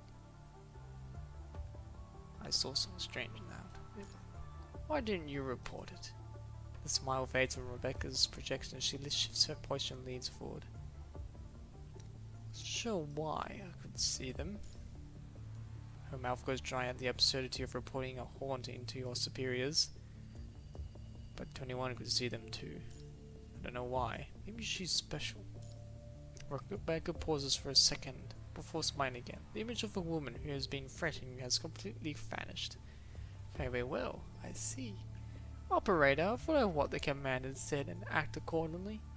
But the device has overloaded in the instant, considering the maximum threshold of the commander's mind beacon. It's best to only connect to one construct. You heard him, Commandant. I understand. Okay then, prepare to connect. Please put on the remote connection device. Your mind beacon traverses through muddy consciousness, like a fish swimming in the deep ocean. You soon find a dot of light in front. Unlike your connection with Vera, it is a weak, a frail, cold glow. Too frail, your head hurts. Managing your breaths, you concentrate, your will steadfast. The mind beacon opens up, from a thread to a net, interweaving and expanding gently. The weak glow skips around, trembling, seemingly trying to escape. Weak and obscured it may be, it is still whole. You struggle to catch it, to refill its entirety, but your efforts have been in vain. The stress on your mind over time has almost depleted your mental powers. No, you cannot give up yet. Just try a little harder. You reach out. Your attempt as futile as trying to touch the unreachable sky, but you do not give up. In the infinite ocean of the mind, you keep walking on the endless path, and you grab that waning light. Connection established.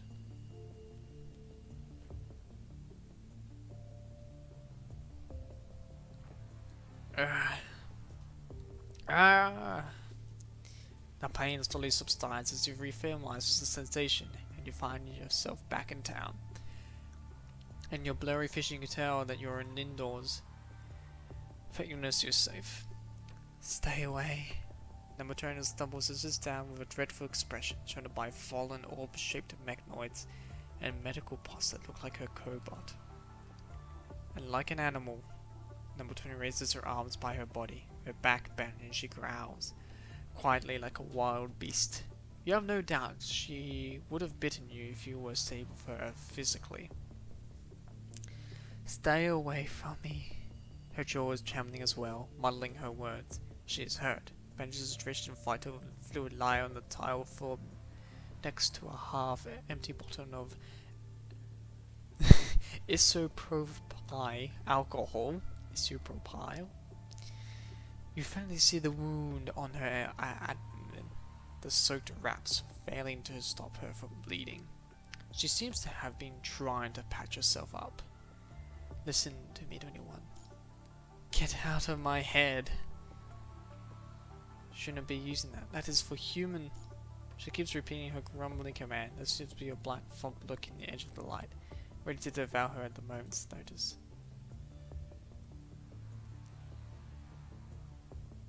What happened?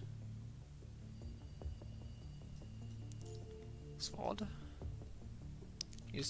Won't seem to work. The hostility she is displaying has slightly relaxed, and she seems less tense. It was taking almost 20 seconds. Silent. Number 21 does not clutch her fist, nor command Buddy to attack. She seems to have been trapped inside a trance, stuck with a question she cannot answer, and so she does not. The black fog dissipates, not disappearing completely, retreating to somewhere not far behind you, but it's far enough from her for now, and she is safe from being immediately devoured. Sword, is that you inside my head? It is. What have you done to me? I've connected with you. She looks left and right and left again, until she's shaking her head finally as trying to get rid of the voice in her head. I don't want you. What you can do is to maintain your focus amidst all the pain and tiredness, controlling your mind beacon and reducing the sense of evasion as much as you can. I can hear a fear of now. Have to find Capt. Number 21 mumbles to herself and briefly quiets down. Despite feeling her rejection, you can feel the connection stabilizing. She does not trust you, even though you have connected before. Her attitude has not softened. In fact, it has even gotten even odder. The hallucinations seem to have affected her quite a bit. I hate strangers inside here. She points at her head. I won't probe your mind, I swear.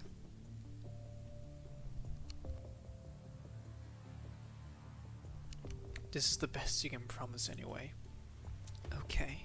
She replies consciously, her tone suggesting that she will terminate the connection forcefully to make her feel uneasy. I'll listen to you for now. Let's treat your wound first. Okay.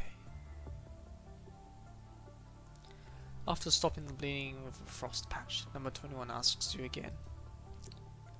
Oh, what do we do now? I would say run if you complete the mission, then we'll find Cat. Did anything happen when you were disconnected? I followed my orders and I arrived here, finding traces of battle. Battle? Yes, then headache. I didn't know what happened. Just to be safe, let's look around this place once more. Okay. She answers quietly. Your mission officially begins, and number 21 is no longer alone. Alright.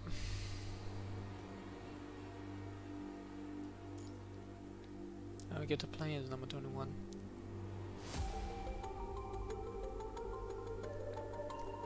With our little pets.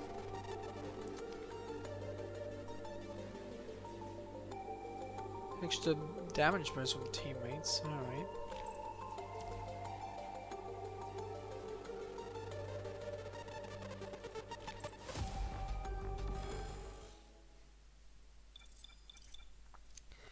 With number 21 pointing the way, you do discover signs of battles in the hospital reception. The device used to detect abnormal MIND fluctuation that she has brought along has not stopped beeping either. Luna was here. She was in a fight. You cannot find more information even with the device after all. Looks like she's left a long time ago. This feels familiar. Indeed, ever since you entered the hospital, you have had the same feeling, just like back in the precinct. Not before the connection. You only felt it after connecting with me? Yes. As she answers, number 21 walks forward alongside the hallway, guided only by instincts and the thumping familiarity. The creepiest thing happens. Blurry white shades appear around number 21, like a scene straight out of a movie.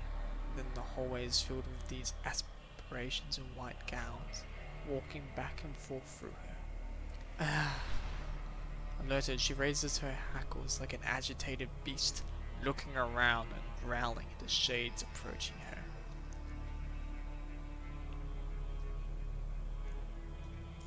The strange girl appears again ahead of you, her hand holding a bundle of daisies. Standing opposite her is the gentle-looking shade.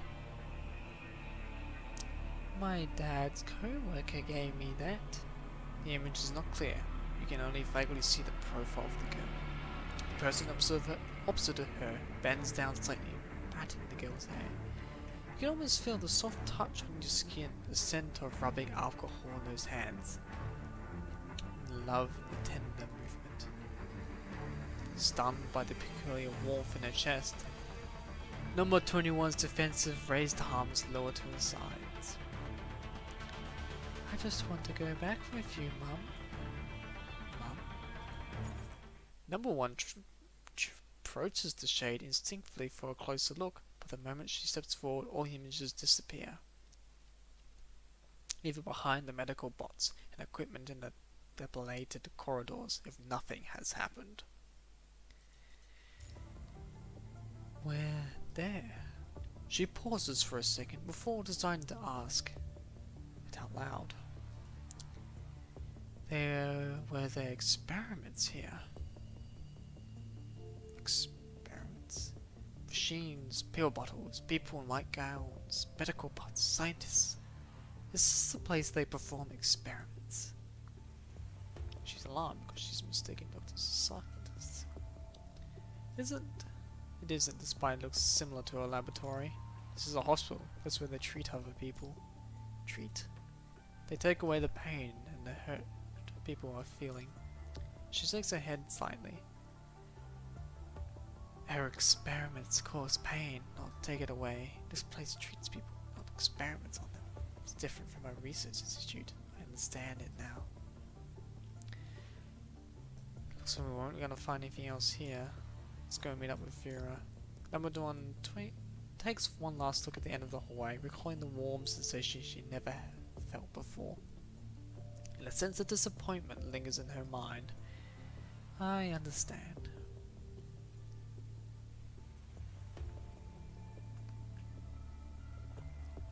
After confirming Vera's current location with Corona agents, number 21 begins her trek. She slows down when she passes the precinct again. It's different. The car with the broken window is gone. You take a careful look around and the police car with the broken window has indeed disappeared. As you search, the sound of an engine starting appears behind you. Well, we're fighting against the cops now. ちびっこもう行こう The sound is from there.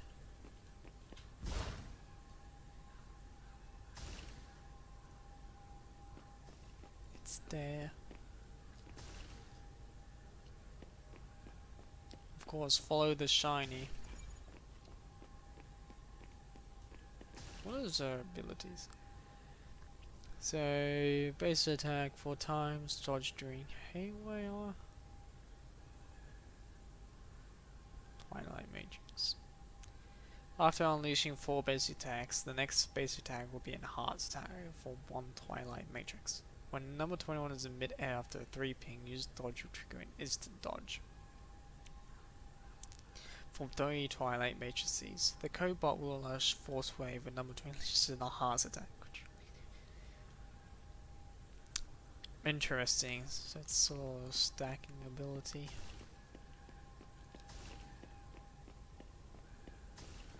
Okay, the little bot falls behind.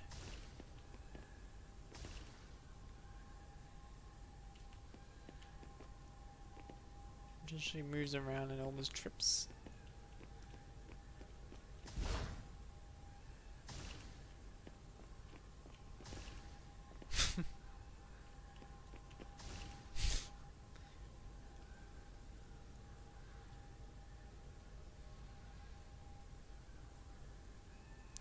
It's gone.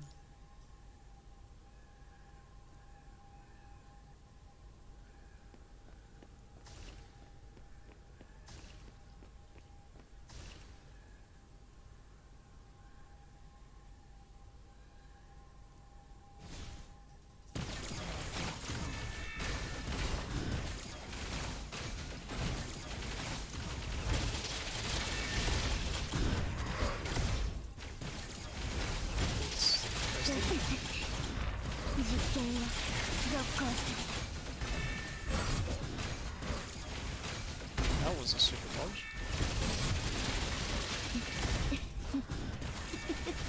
実験品は逃れられないぶち壊していい破滅の開始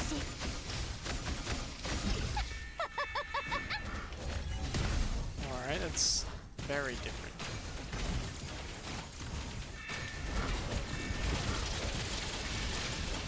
I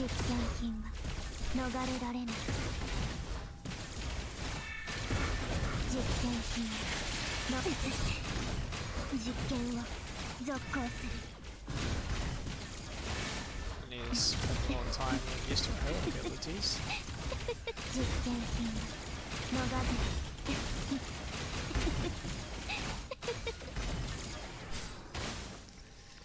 Always laughing. All clear. I sense gaze.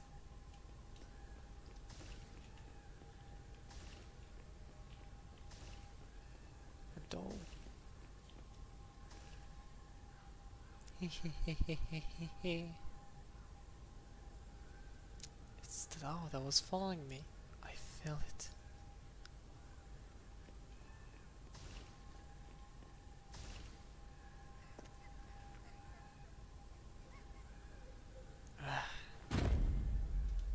Okay. What's that? We are fighting against the cops. 破滅の開始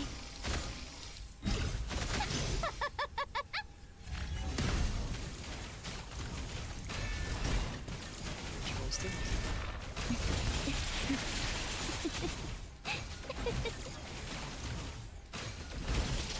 実験品逃れられないぶち壊していいぶち壊していいよね Physical field. 実験品逃れられない You're not gonna escape from me, mister. 破滅の開始 Alright, I need to really learn how to use her special.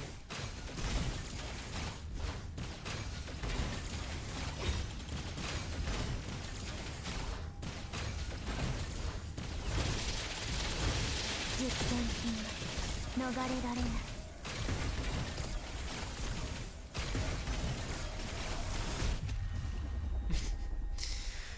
I definitely need to get used to her 21号 special. 生存確認完了敵全滅 What is that? She could crack your back like that. On the number 21's continuous attacks, the sound of an immobilized corrupted breaking apart barely manages to come through. 21. She does not stop, however. Her laser cannon fires shot after shot. 21, that's enough. She finally stops, panting, her eyes open wide. She is afraid. You have to pull her out of this state. What did you see? When the shield wielding corrupted leaped out, number 21 received another hallucination. Not an hallucination, it was the emotion that came after that, more impactful and intense. There was a blurry light and pain. She felt like she was going to have her artificial heart ripped from her body. She could see a face in the hazy light, and behind that face were gears that were made up and corrupted. Corrupted, killing people? I couldn't tell, but that person was very important. Was it Capt? Very safe, we just confirmed her location, remember? Her face is covered in uncertainty. The panic for the vision she saw has confused her greatly. Why did I see what I saw? That's what I'm trying to figure out. Someone wanted me to see this. After the repeated encounters, you have managed to grasp the pattern of these visions. They all trigger by similar locations or objects. Remember the shade outside the precinct?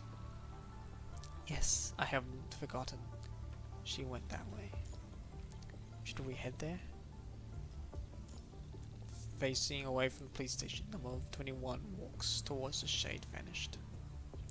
Your vision twists and changes once more as everything before you transforms violently.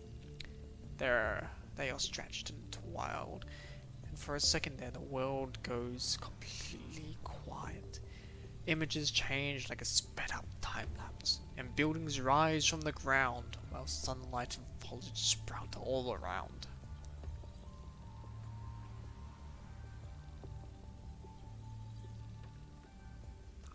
Wait for me. A distant, broken voice comes from afar, is coming out of a dream.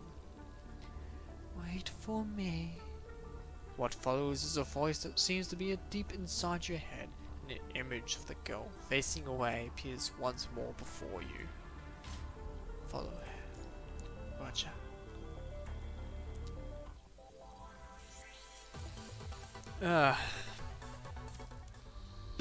I was saying I'll probably just do one of the other combat modes to check it out, but the next one is a combat story. Don't know if I should leave that for tomorrow. Maybe. The cabin in the woods. Actually, I want to take a break from that for now. Continue off next time.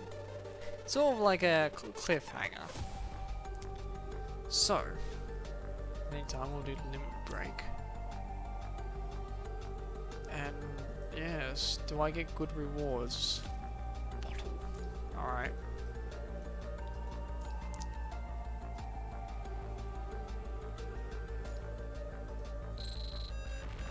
Alright, I just go with Team Ray Raven.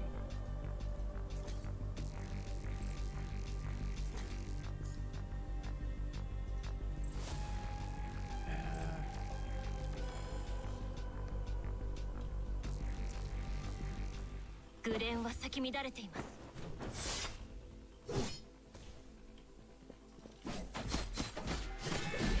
私の剣、私もいけない。ご命令。Alright. 戦闘終了。 That was お次 easy. の戦闘は何ですか？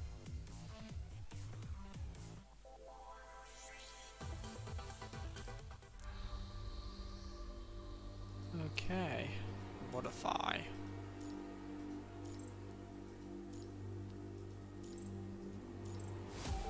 Oh.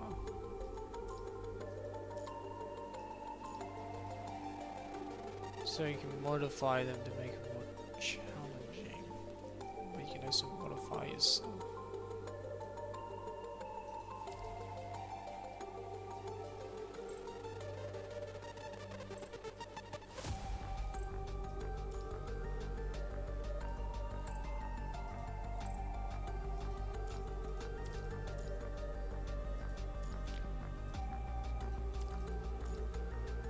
So you get more challenge points.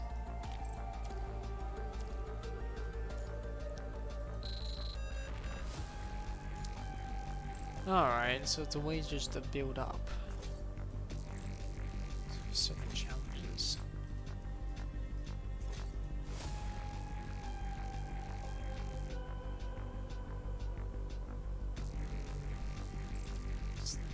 Team Strike Hawk is not what I think is the best.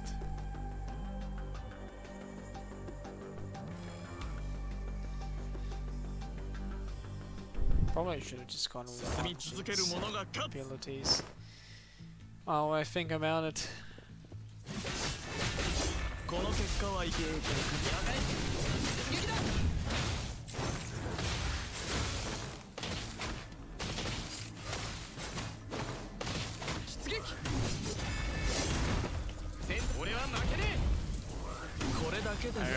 play MIKU.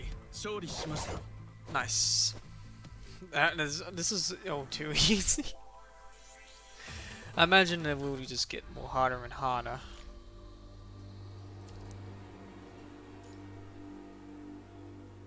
I have no points to spend.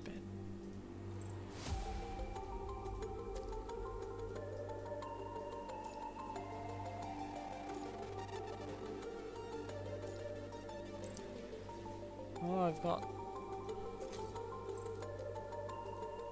the entropy.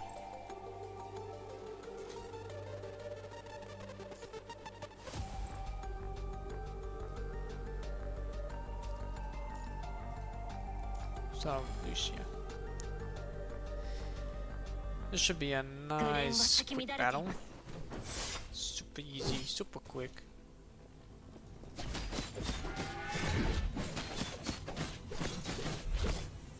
After everything I've been through, it's not too bad.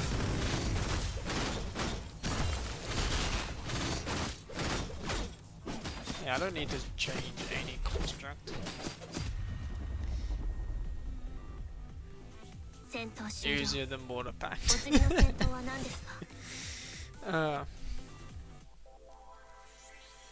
Hey, I need to modify them.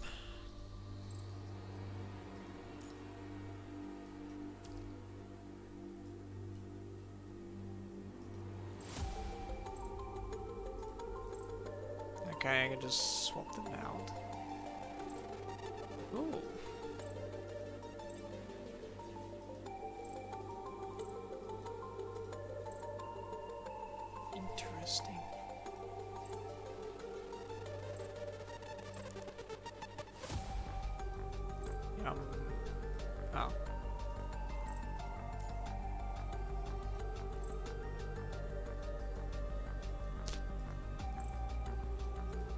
I...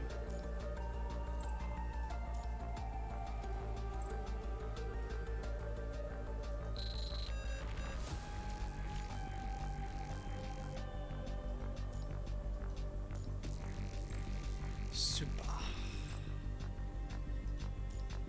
Okay.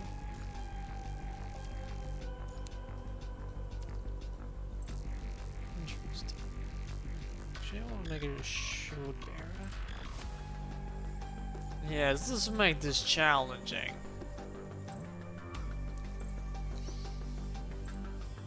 Let's make this challenging, shall we?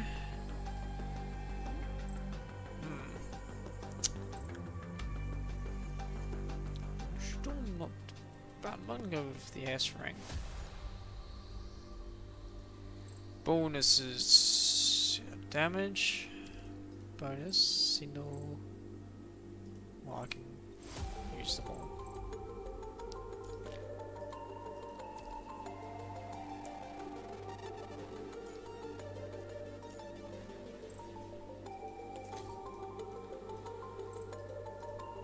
Oh no, I won't.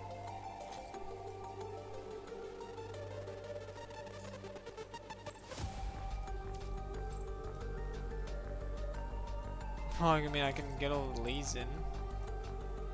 That won't be too bad. Get all of the Team D.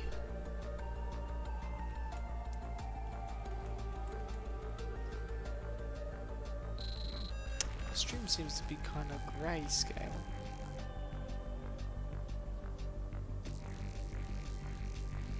Interesting.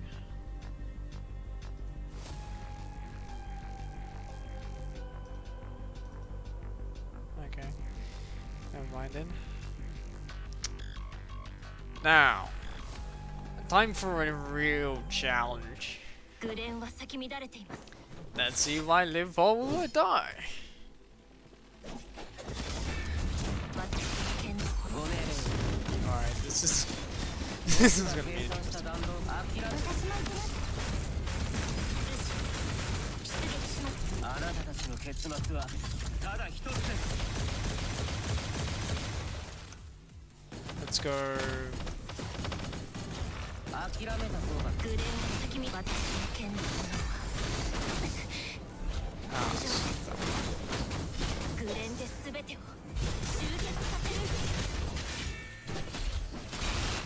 容赦しご命令を。僕が計算した弾道から逃げられる。 alright. ルシア出撃します。 Not that difficult. それ私もルシア出撃します。 Made it different. I deliberately trying to make that more challenging, and it's not challenging at all. Alright, modify. Extreme modification. Let's get the hydraulic. The heterofire. Honestly, I would say Deep Sea and Bush is actually more dangerous than the Heterofire unit. Pilgrim, shoot. Maybe let's just go for a shoot. There we go. Environment. Ooh. Ooh. Oh! Now this is spicy. Only a character will be avoided. Only starter character. Oh. Enemy ignore matrix to receive 50 experience.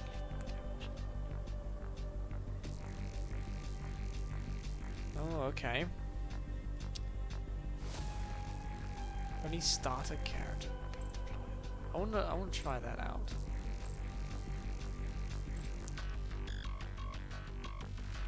Entropy. Yeah.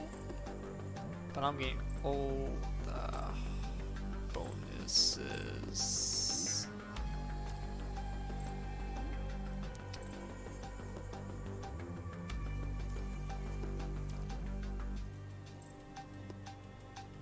Oh, last. Sure. Alright, let's see how this one goes.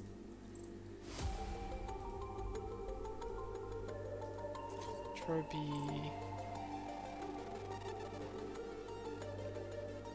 Yeah, we'll get last.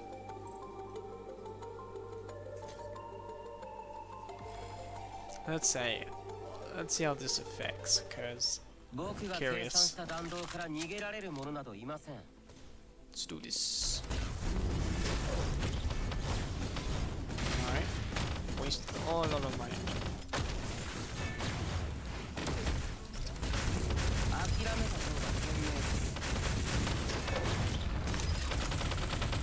それは隠れあなたたちの結末はただ一つです。 Just need to play this smart. 諦めた方が賢明です。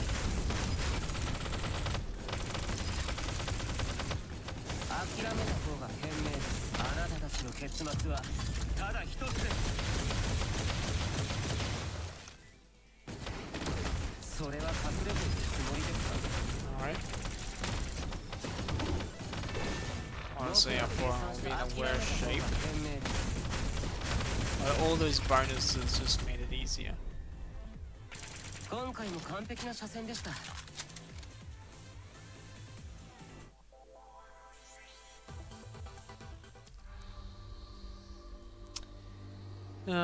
I did have just realized I should be focusing on points gained, so...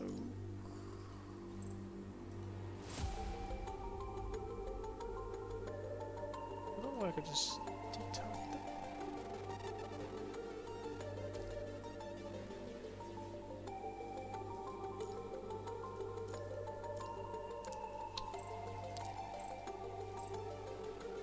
Suppose... Blast. Already got the strongest.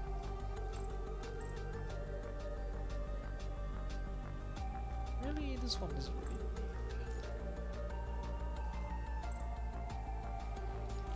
Alright.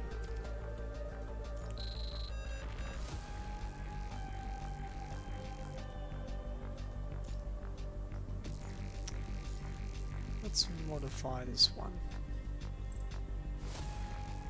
Mushihashi 6. Sure.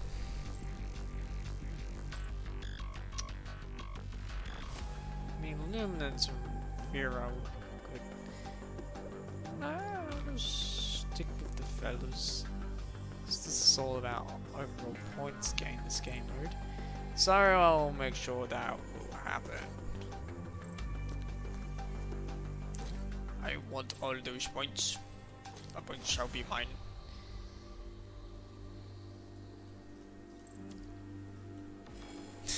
I always love it, like from using a pink scythe. Just hilarious. Alright, pink boy.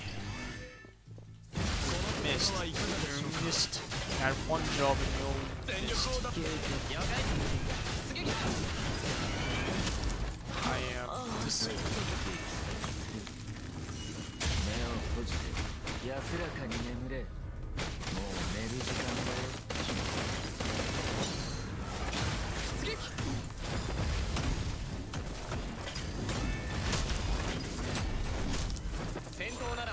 Really work on these counters. It's never been a joke that I use. Counters? What is that? I just throw myself into battle and good lord, I will survive. 長く眠れ。これだけです。ああ、疲れた。 Smoothly done, fellas. I don't know other constructs. These ones are good enough. Super modify. Ooh, what is this? Oh. Is that... I'm just gonna assume, is that Chinese blue? It's not a symbol I recognize.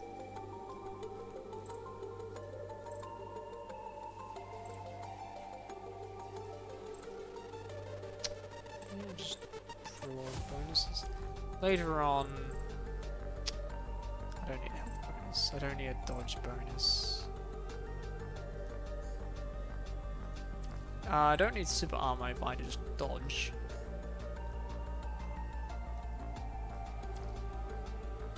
As you can see, my strategy is if I don't get hit, I don't need health or shields.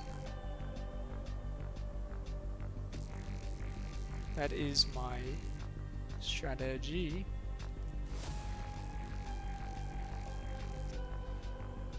When you don't get hit, I just don't need it.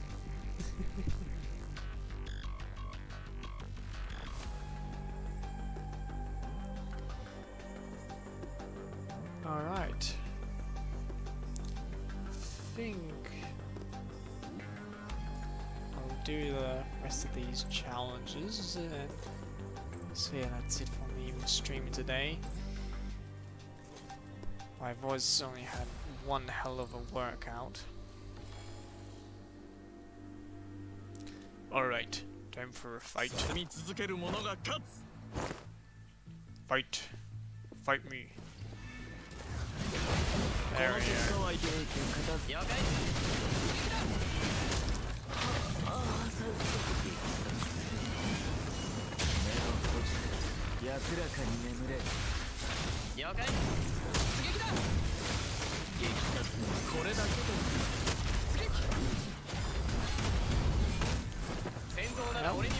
dodged that horribly wrong.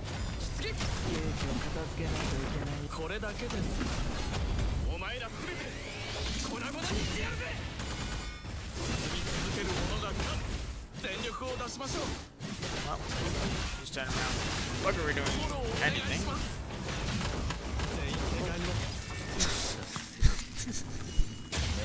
I would have been worse, but that's too much.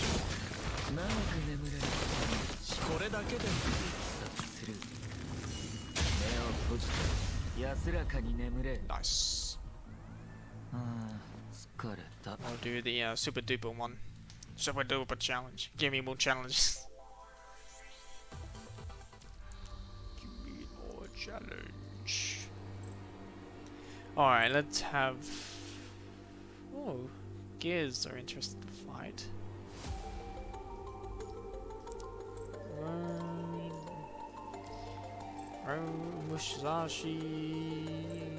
Musashi. Alright.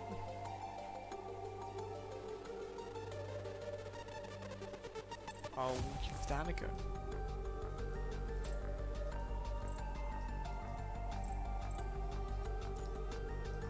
What's the second curse?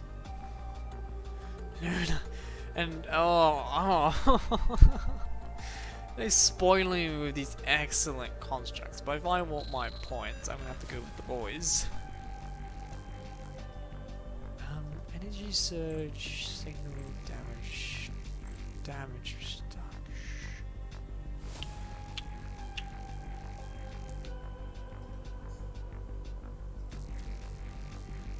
Yeah, I'll just go with that.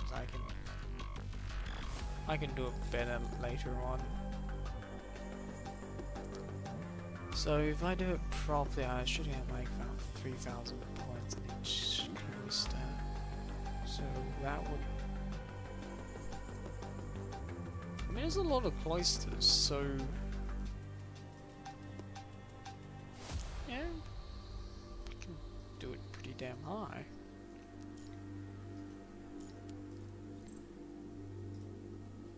Alright, fellas.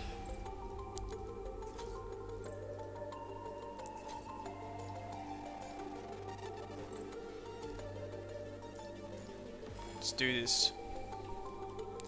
There's gonna be a lot of dodging. Dodge.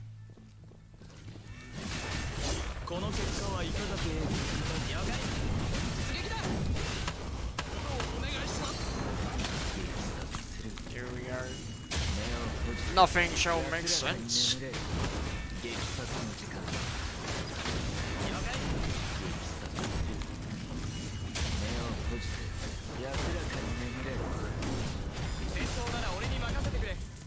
負けねえ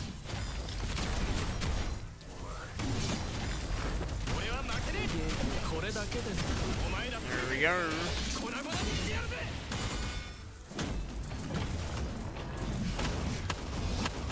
戦闘なら俺に任せてくれ Alright. 約束通り Even with all these bonuses, it ended pretty damn quickly. Oh, I know how to do this now. There we go. Nice fat 309.10.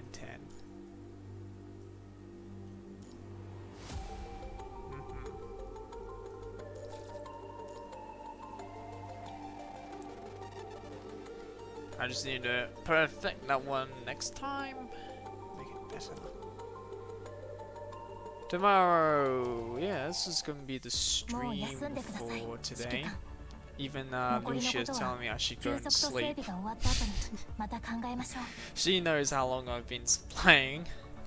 Anyway, thank you for joining my Punishing Gray Raven stream. I'm definitely gonna do another one tomorrow once number 21 comes out, and I'm gonna continue the story and some of the other challenges. Well then folks, see you next time.